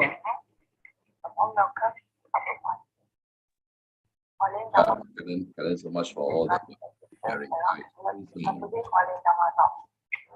Have everyone commissioned and coming back to join this big family. Yeah, so I think there's a lot of things that we need to do. Definitely, I think I feel that everyone is so energized, especially after coming back from Hualien. I think the road in front is still big and wide. So I think we need to smoothen it, like what Master said. It's not easy. Like Brother Lau, I think, there's a lot of challenges in front of them for sure. But as long as we are all working together, nothing is impossible. Everything is doable. And then back to you, Sister Su Ching. And Brother Robert, okay, for your insights. Okay, warm welcome to Master De Huang. Master De Huang for great guidance, not only during this recent commissioning 2023, but also great guidance to us, great support, always bringing us great speakers to this platform since 2016. We are most grateful to have Master Huang to share with us the topic for today, limited faith restrict our understanding. Okay, over to Master Huang. 感恩师父。 Morning, everyone. I haven't participated in this sharing platform for quite a long time, so sorry. Yeah, actually, I think yeah, I was just thinking maybe in the future I will try to seize my time and try to join this back. Actually, every week I always receive the message from Sister Su Ching regarding who is going to share on this Saturday and who. I also thinking maybe one day I want to know quite frequently and join every week so that I can practice my English. So, but anyway, this is this is truly one of my goal. But to be honest, recently have kind a lot of projects carry on, and I have to do quite a lot of preparation, including for the next coming month, August. I will be with two master in a board. One is Yuan Sifu, and another one is Chen Sifu, and also another two more pure practitioners will be heading off to US, Chicago, to join the Parliament of the World Religions conference. So I was quite busy on preparing my draft because I keep changing my title, yeah, and everything and so on. So, but anyway, thank you. Actually, I just got in time to listen to Brother Benjamin sharing regarding which is I mean, there's one sutra passage which is come to me is regarding the having relief the people who are suffering, then the Bodhisattva will then expand the Dhamma to them and enabling them to experience their happiness. Like 苦济法以复为说法. I think this is because I heard that Brother Benjamin, he mentioned that his goal is like he wants to, improve the condition learning at the refugee schools, and he also wants to, gradually give them the Tzu Chi humanistic culture, which is like telling them what is the importance of the recycling and so on. So I think this is kind of, we are helping them to make them feel ease in their living condition. Then they can concentrate to listen to the principles, which is the inner cultivation. So this is what I get insight from just a brother sharing. So without further ado, I think it also I want to seize the time and to share my topic today. Actually, the limited faith restrict our understanding. Actually, this is come to when last couple of weeks, nearly 2 months, I was having a chance to rehearsal about the sutra parable in chapter 3 on parable.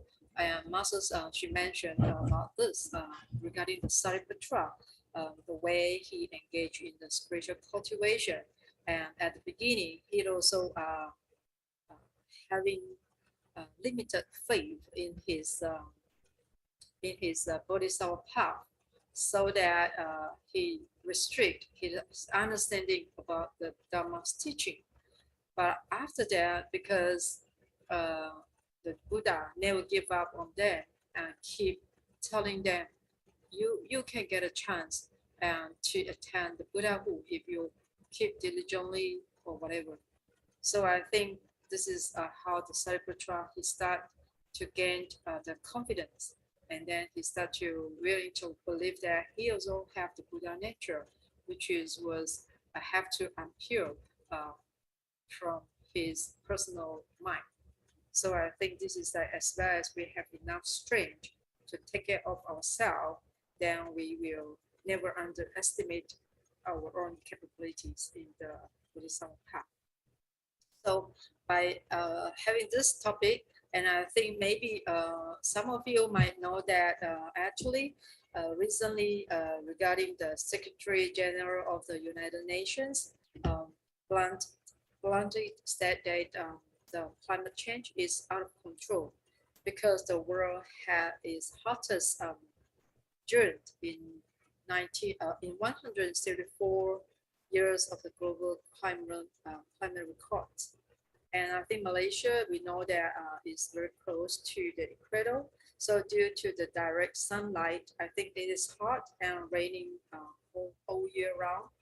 So Malaysia for us as a Malaysian or Singaporean or it's a Southeast Asia country, I think there's no obvious 4 seasons. So we might think the weather is just just as normal. Maybe some of us might feel that. But I think whether this is related to what I'm going to talk about regarding the Dharma. I tell you is very related. Later I will explain to you why. So in a country like Taiwan, actually recently we are enjoying what so-called is that we are enjoying the summer day. So because as summer is the second season of 4th season of the year, and it's the hottest season of the year as well. So and I think it's also can consider as the highest sun height of the year. So the weather can only be described in this way recently is like for example, you can see this fruit, which are fresh fruit grapes.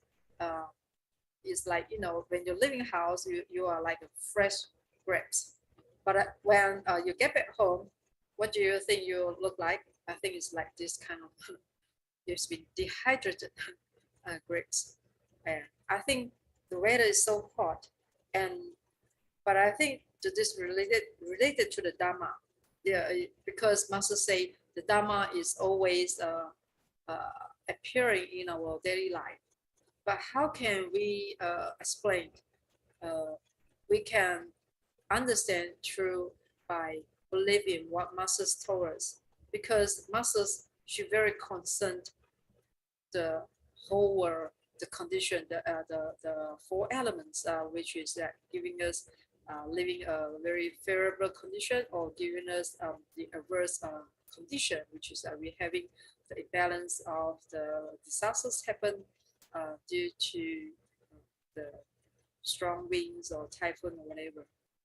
So I think this is very related to the Dharma when we look at the condition of the weather that we are having now, because it will bring us a very severe disasters, and it will directly affect the activity of the Tzu Chi volunteers to be busy to do, because the weather bring the disaster, and our volunteer living Bodhisattva will be very busy by helping those poor people or in need. So it's totally very related to the Dharma for what we know. So from Master's teaching. So I think if we believe, then we will have a broader heart and a mind to get more understanding what happened surrounding us and what we can do. So I think this is for the topic that I was thinking maybe some of you can catch what I mean. So it's very related. So some people, because we always heard Master say, the back karma, we're creating the back karma collectively, the gong ye in Chinese. This is the first when I get touched to learn Buddhist is from Master's teaching. And because Master say, we often people we create a lot of back karma, but does it mean that what does it mean is like people have been creating this collectively. Master say each of us, each of everyone is making his own karma, whether it is good or bad. Just like you are joining as a volunteer or you don't, but you do harmful thing to the society. So you also create a karma, whether it's good or bad. But also, if everyone creates the same karma on the earth, you, me, and him, everyone, we are doing the same thing. I personally have to bear the response, the result that I have done.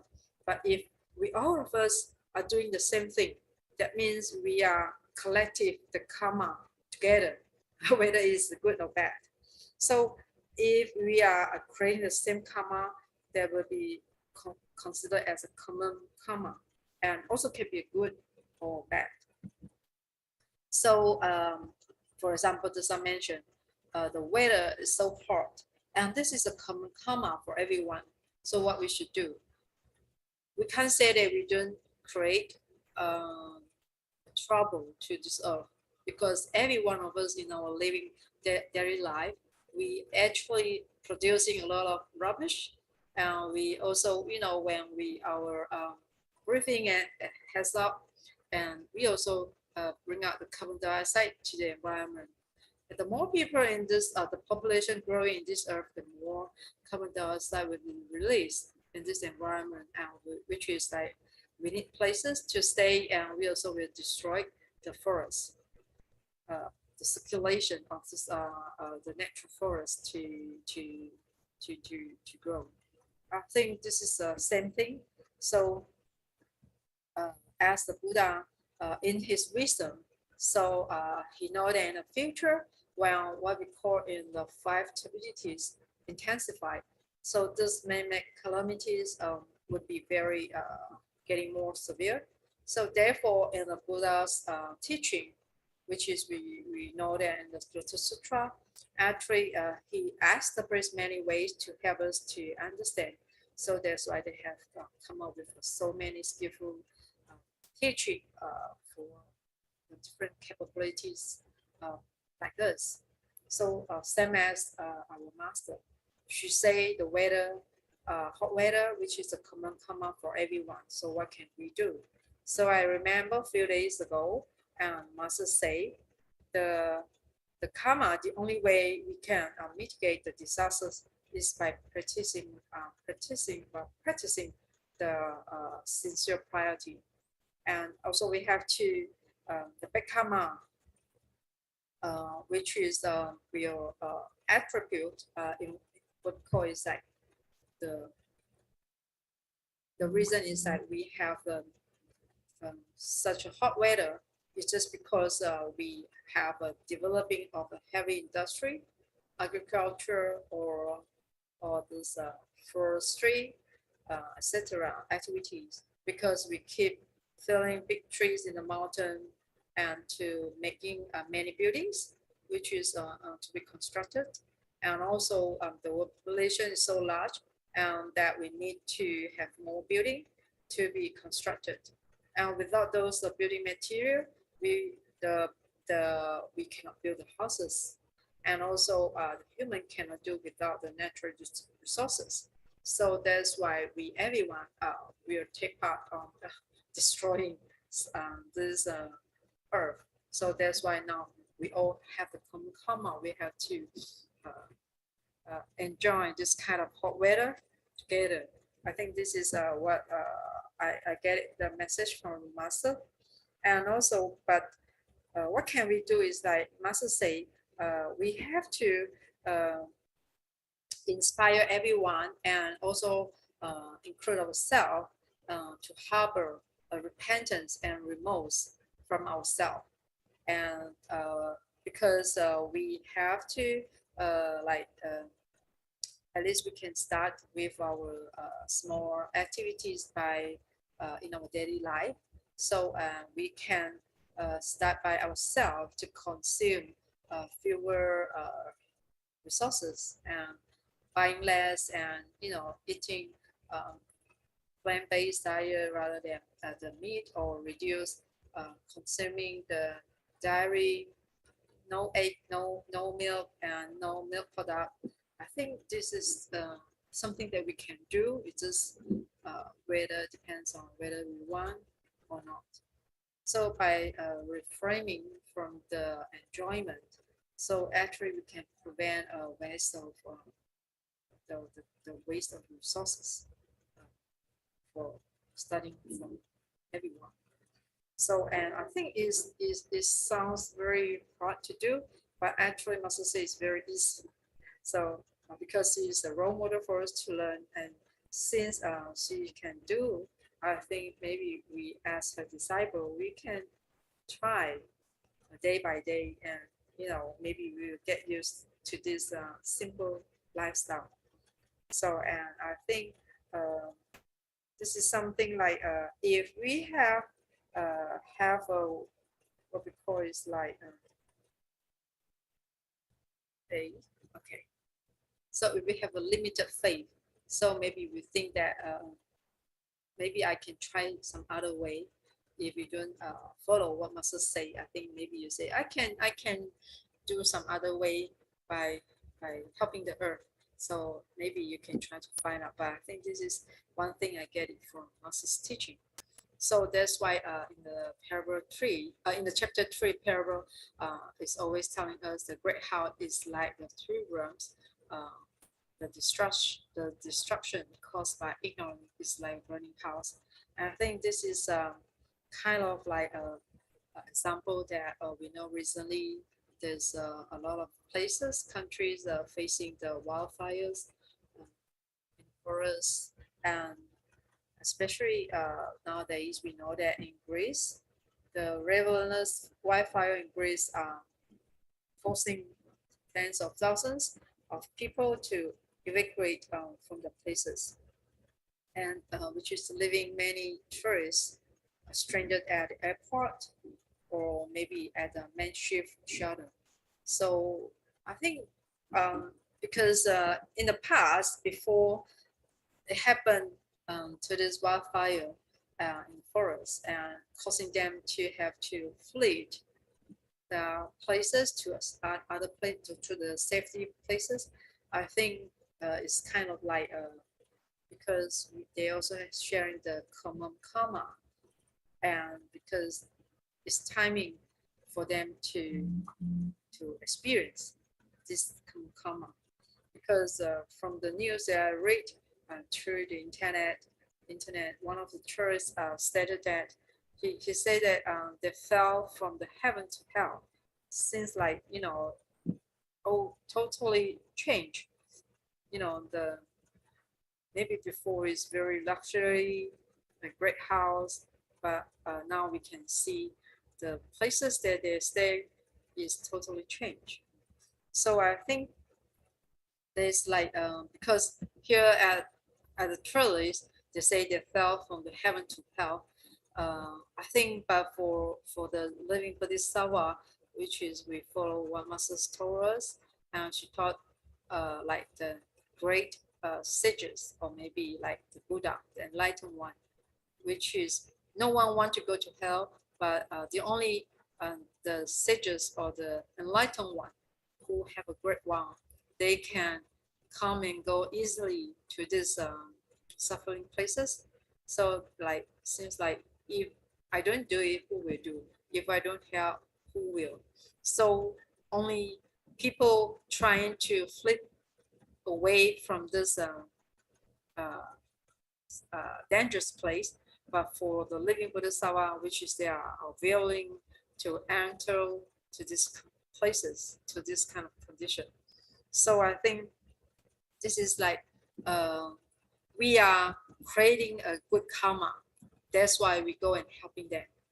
But for those people who are just enjoying or like consuming, not do too much contribution to this earth, to this world, to their places, I think when your blessing is been finished, you fully utilized, you have used up all your blessing.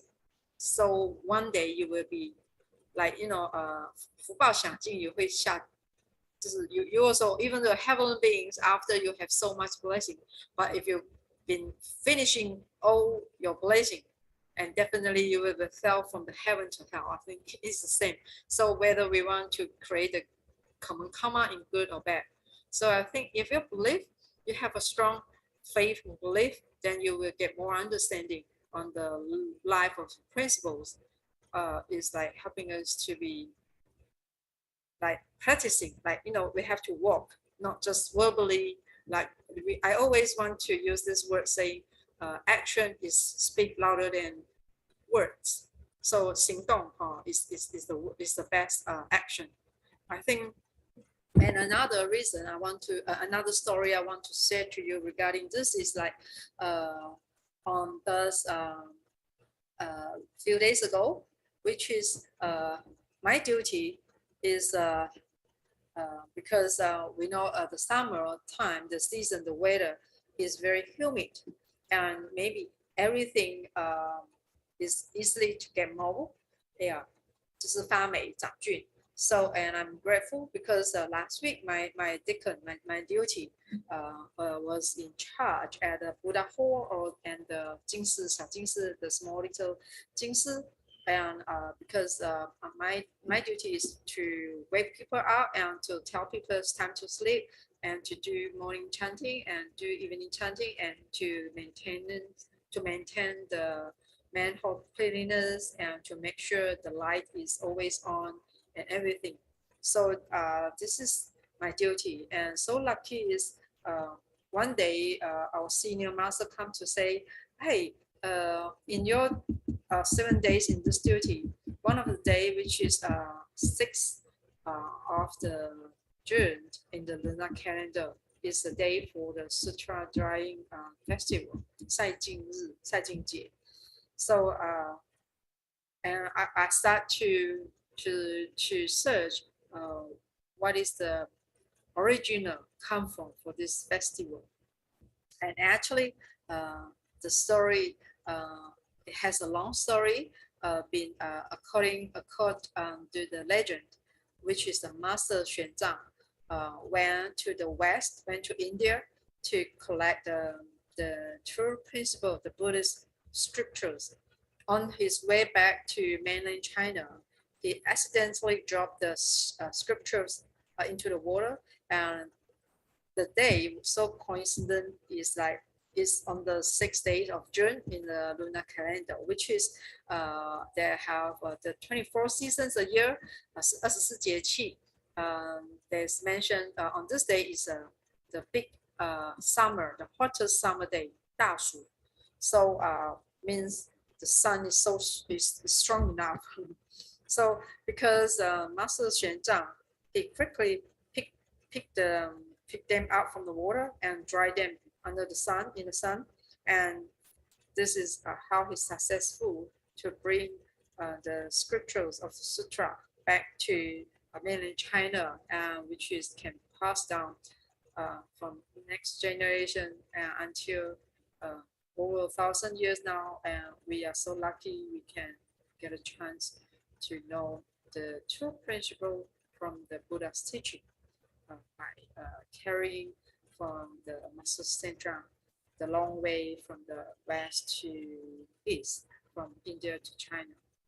So because of this reason, and every year since then, every year on this day, it has become a day for the Sutra Dyeing Festival, and all the monasteries are in different temples, and they will take out all the collected scriptures of sutras, and then we'll turn them in the sun to let them, to let the sutra, the text can bask in the sun, enjoying the sun smell, I think, 太阳的香气, and also the energy of the sun to absorb. I think this is help us to maintain, to keep like 保养, how to say, to take care of these scriptures, yeah, so that we can pass on for future.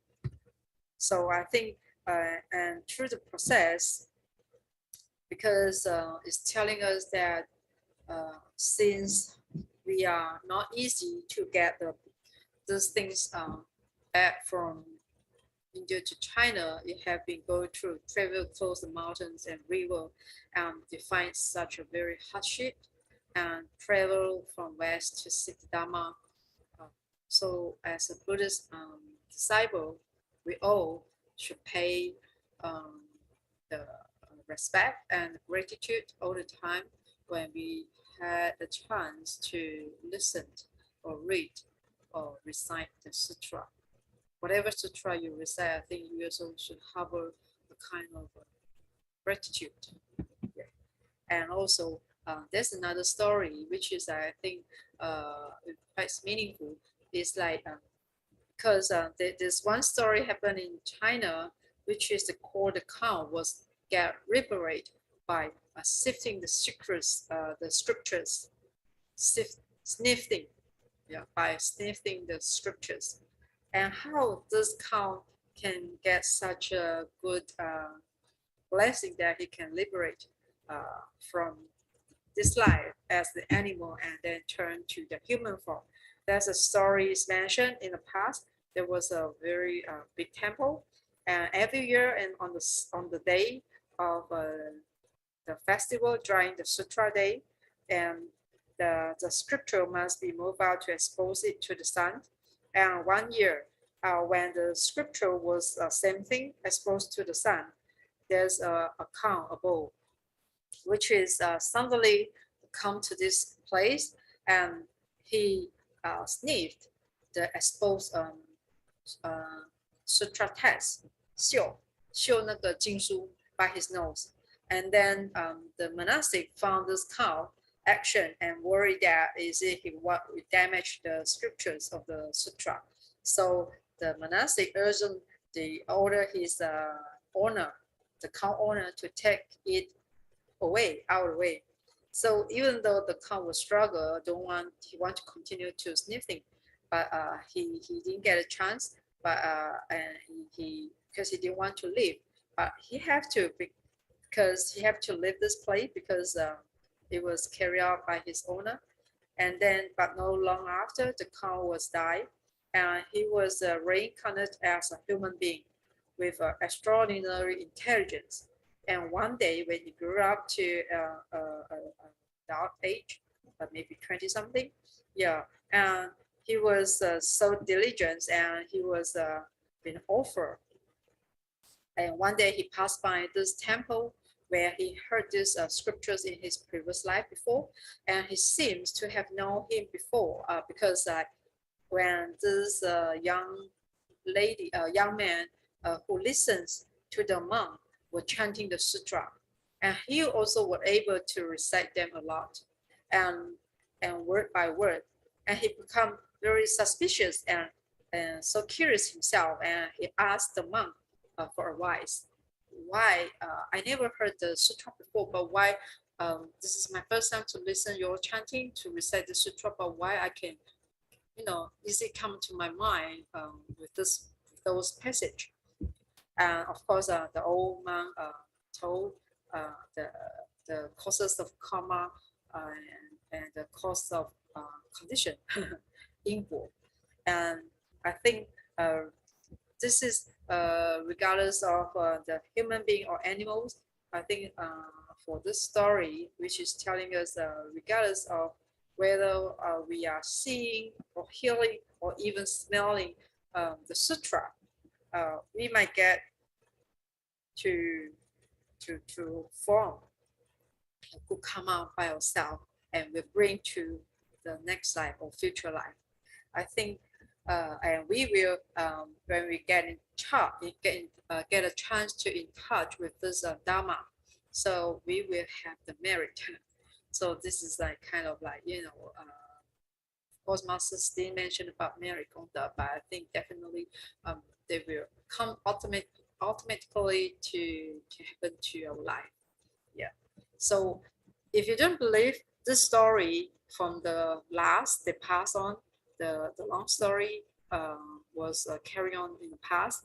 If you think, I don't believe it's like quite 神话, it's a tale story, but I think we must believe 70 years, nearly 70 years ago, our Master Cheng, she held a copy of the Lotus Sutra handed down before the Qing Cao, the dynasty, before she became a nun.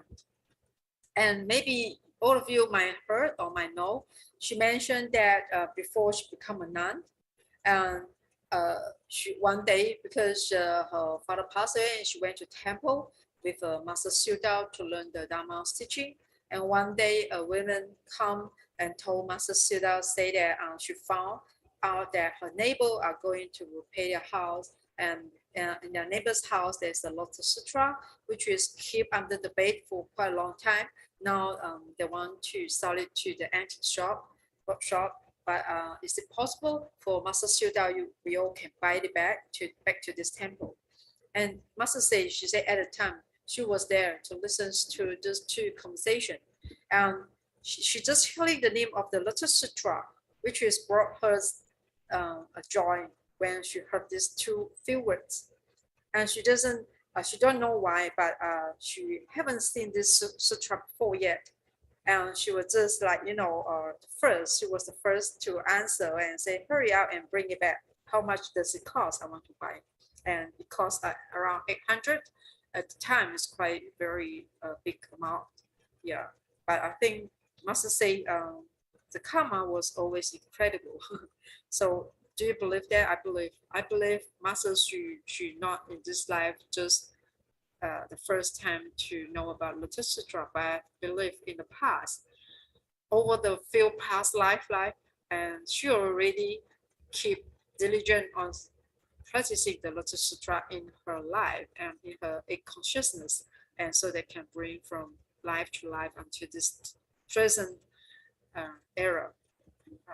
I believe that. So this is like a personal one, your karma. At the beginning, I mentioned is about the group, the common karma, collective karma, 共业. And this time I'm sharing is about the personal karma that you create. We must believe. If we have a strong belief, we will have more understanding and more able to follow the teaching from Master. And even though for the current, which is cherished by Master as well, even though we have a different faith in religions, we are Buddhism. Masters, she believe in Buddha's, the Buddha's community teaching, but she also respect others' teaching, others' religions teaching, and also the same to brotherhood. Yeah, and I think because Masters, even though she have a great one, she want to help this over nearly 500 years old current return to its origin, because it was been, have severe damage on the surface of this book and all the pages, and because Masters also came out with the idea want to restoring this 500 old years current to its origin. Yeah, I think this is like the great love without boundaries. So even though it's like you think it's related to Dharma, I think it's related because Master is teaching us to have a great love without any discriminated to races and to any belief for others group. I think this is like Master's she not even want to help to return its origin, but he's trying to pass the message for us is like she hope that she want to let people know that this ancient book, this 500 old books, hopefully will be passed on from another maybe 500 or another 10,000 years in the future, which is represent love without borders and the deep inheritance of the ancient book. I think this is like the message. So we must believe that Master should cultivate the way of respect to others also for a long time, in her spiritual, engaging in this cultivation of this our path. And the last, I think it's over, but I think I want to finish my sharing for quite a few more minutes. So I also want to share a story regarding happened in the Tzu boat, which is more than 9 years ago. Before monastic, I still as Qingxiu Li, and I remember my duty is at the the food factory, and every day we were passing by from the boat and to the sari factory.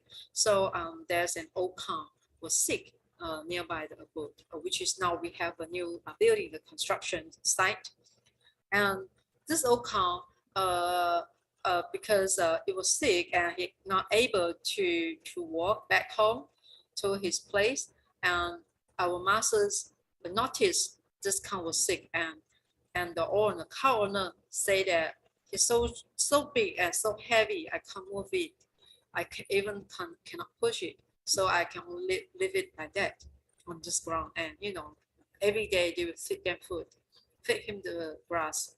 And our masters also play this Buddha's Hao, the machine of this Buddha's name for him. And every day, every minute to listen the 念佛机.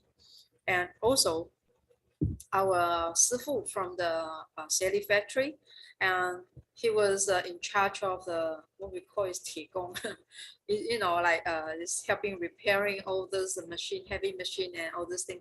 And she even seek the veterinary treatment for this cow, veterinary. And also she even want to decided to build a new house for this cow. Yeah, and so that if no matter it's raining day or the typhoon day, at least there's a shelter for this cow to stay place. Yeah, and also because our master no also encourage his colleague, all those strong men, and to help this sick cow move to a new home after they have been done. So you can see it's so heavy and to move, but yet they finally manage by using this heavy machine, the 吊机, or 吊车机. And also the cow was moved to Till with gratitude. And so many people for the sake of in order want to help him to move to a new place, it's been put so much effort from everyone. So this Till is not because he was going to be killed for meat or for any harmful action to him. This Till is come from everyone was so cherish his life, even though he was so old and can't do anything to his owner. He cannot plow the farm,不能耕作. But he's so grateful that everyone will so treat him so good. Yeah, and you can see it's not easy the process. It takes few hours from this place to the new house. We also nearby, but it's not easy because we want to make sure he will not get hurt and everything. So all the action we do is just want to make him feel ease. And even though he moved to this new place, even though it's haven't done yet because we have to move him to this new house, and then our master will start to have a war. Otherwise, the size so big cannot fit this the place. So, and our masters from abroad also come to visit and bless him. Yeah, and give him the encouragement. And but is the next day he passed away peacefully after he moved to a new house. And what made me feel like the touch is like after a few years later, we know that it happened a true story in Myanmar for Tzu Chi volunteer from Malaysia who also have moved an old man from this poor condition to a new condition that was built for them, the makeshift shelter, the 临时的那个. So also masters after hearing the story that people helping the old man, the next day the old man passed away, and masters she mentioned this few passage. She say even if before it passed away, I remember master similarly like talking to the volunteer, say even if there is only one day left in his life, we will do our best to allow his soul to see heaven. Even there is only one day left in his life, we will give him the opportunity to see the best and the last light. I think this is very came to my mind is about same happened to this cow, and the cows were sent to burial, and so lucky is the owner of this cow. He, even though it was passed away, but the owner also pay his gratitude to this cow for the past life. He's contribute to the planting, the 农耕, and also the cow owner didn't sell it to the big rental. Yeah. I think this is witness the respect for life. Yeah, and I think this is the power of love. What Masters told us. If everyone, you know, do the same good deeds, you can have a different. You bring the better society, or the better world, better society to inspire people to activate as a good person. I think so. Even though the next day the car owner on this photo you can see he was so touched and moved by everyone done for his car, and the next day after everything was settled, the owner gave around roughly 12,000 to the money, $12,000 to our master Ro Sifu, and thanks for her to build such a strong home for his cow and helping the cow move to a new place. And of course, our master No Shifu, he said he would donate in the name of the cow, and also our master also recruit the cow owner to become a Tzu Chi member as a donation member every month. I think this is the power of love, because with enlightened love, we also can inspire the compassion in people and to guide them to become a living Bodhisattva.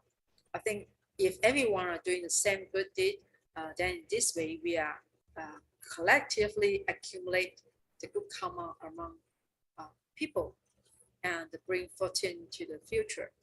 Yeah, I think because due to the time, I think just want to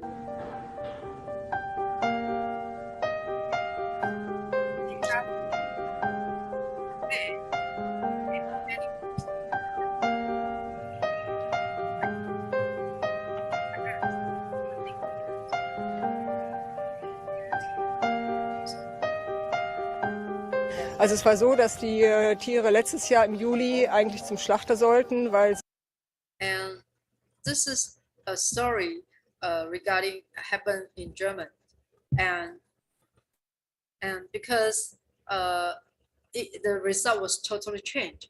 It was supposed to send to the slaughterhouse to kill because the owner unable to manage this business. But finally, it was they changed their mind and they create another foundation, which is to let those cattle. Cattle is for this for this cow, yeah, and to live until the end of their life. So you can see they are so happy when they was given a chance walk through the ground and to search for food and to enjoy. So you can see they are so happy. Yeah, I think this is the message that I'm trying to pass for this topic. And anyway, I hope everyone have a good day. I've been over 10 minutes for the sharing. Anyway, thank you everyone for your listening. Okay, I end my sharing. Thank you. 感恩的黄师傅 for such heartwarming sharing and the great insights and wisdom, great reminder as always on our each action. Life is a choice. Like what we heard from masters about the present environment, the collective bad karma as a group, as individual. Also, I think especially when master shared about to me the Greece, when people go there supposedly to be in heaven, tourists are enjoying life, but they ended up in the burning places and they can't even use their vehicle. They have a lot of their vehicles. They have to walk for hours to escape the fire. So it's like being in heaven, but actually, rightfully they should be in heaven, but actually they are like in hell. But on the other side, look at what if one have done a lot of merits and good deeds. You see the boat, they are happily drying the sutra. It's a very auspicious sutra drying day, the 6th day of June, Chinese calendar. Wow, very reverent. I'm sure all of us look at the picture, so respectful and reverent. The sutras all line up so properly, and none of it out of at the edge, all within the space inside of the Huang, and of course the very heartwarming stories of the cow. Maybe this cow, maybe what Master De Huang in the past also sniffed sutra or something like that. That's why in this life, this cow could be, of all cows, this aged cow could be served by so many abode masters, and yeah, taken well cared by the abode master. They even built the cow a special place, and yeah, even though it's only one day left, like Master De Huang shared with us, bringing us back to the stories also. I think recently shared Laos or Cambodia, I can't remember, one of the place, right? The hospital there, they also, even though one day in bliss, but Master also asks us to also keep doing kindness to help the person to escape suffering. Ka'an again to today, team of sharers from this morning, Sister Chin bringing us Brother Joe, Sister Ivy, the Klang 4 buddies, Sister Heng, Annie Lee, Sister Hoon, Sister Peng, the family, Brother Lau family, Brother Lau, Sister Julie. Of course, Sister Mabel, we have yet to hear her sharing today, but trust we will arrange another day for Sister Mabel and Sister Chin. And of course, Brother Benjamin, very touching stories about him and Masters. Trust we'll have chance to see Master eye to eye again. So long we are diligent on this path, every day we can see Masters. Okay, and with that, so grateful. A special announcement by Stephanie. Special announcement. Okay, I just raised my hand. Good morning, Taiwan Sifu. So good to see you. And in conjunction with today, that we have so many of us online, and of course, with our master, our dear, most compassionate Master De Huang with us, we would like to take this opportunity to give thanks to the person who, because of a great vow when she commissioned in 2015, to spread Buddha Master's Dharma to the English-speaking community of volunteers, because of a great vow. Yeah, we are all be able to benefit, and that she always take care of our wisdom life. And Master has said recently, wisdom life is the only thing that can resolve the hardship of sentient beings, just as what we saw in the story shared by Master De Huang just now. So with great reverence and great gratitude in our hearts, we would like to say a great deep thank you to Sister Su Ching for the wondrous affinity that benefit all of us by taking care of our wisdom life. And we would like, because Master Huang is with us today, like to have an advanced birthday wishes for her, because next week is her birthday, 3rd of August, correct, Sister Su Ching? So let us all come together as one great family, celebrate I always call her Little Master Cheng Yan. And by singing a birthday song for her, can I share the screen of this birthday song of it? Okay, brothers and sisters, can you switch on your video?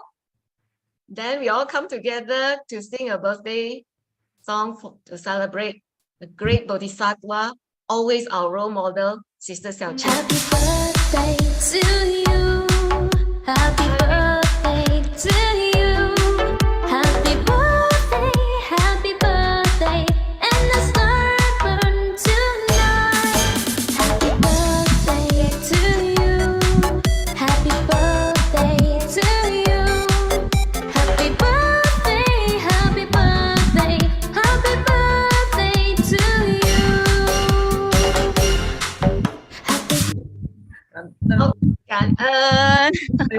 This is surprise, speechless beyond words, but truly, Sister Stephanie and all the teams are too kind and too kind with us. Actually, when Brother Benjamin shared about his journey, about his reluctance to go back initially, I also was touched. 2015 is the year for me to have repentance and remorse. Until today, also great reminder. Very grateful that time.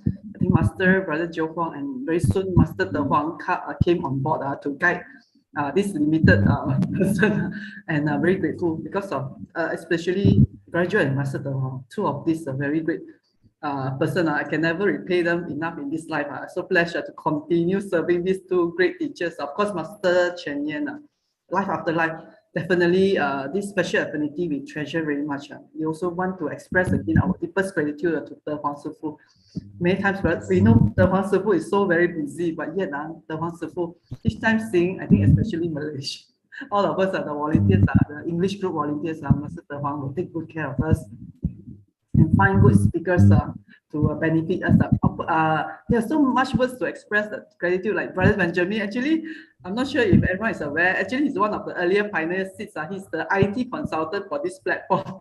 Since he started, we often have to trouble Brother Benjamin. There are too many people to thank for, and so long we continue on this path and be reminded by Master De Huang of the collective karma. Hold our hands together. Let us continue to share the good collective karma. This is the one of the best offering of Dharma. Whatever our life stories. Today's speakers, some of them they were initially quite hesitant. They're not sure whether this is whether they should share. They say, "Hey, already shared in the Tzu Chi." Maybe they say, "We are not very good in sharing." But truly, each of your sharing would have touched and inspired another person. Maybe that person trust is at the difficult part, but at this juncture, but because of what you shared today, it moved and progressed the person, recharged the person. Okay, how with that, okay, because of time essence, we know everyone is very busy on the path, and we look forward to see everyone again and hear your wondrous sharing. Any Dharma, please, please let us know.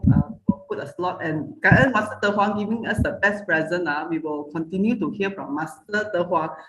All these are very heartfelt sharing, especially like the cow. How many of us know Master De Huang? Master De Huang didn't share. I don't think we may have heard of this also. De Huang Sifu, and let us and thank you everyone for today. Very memorable birthday. Must thank Brother Robert for reminding me. Brother Robert always our best president.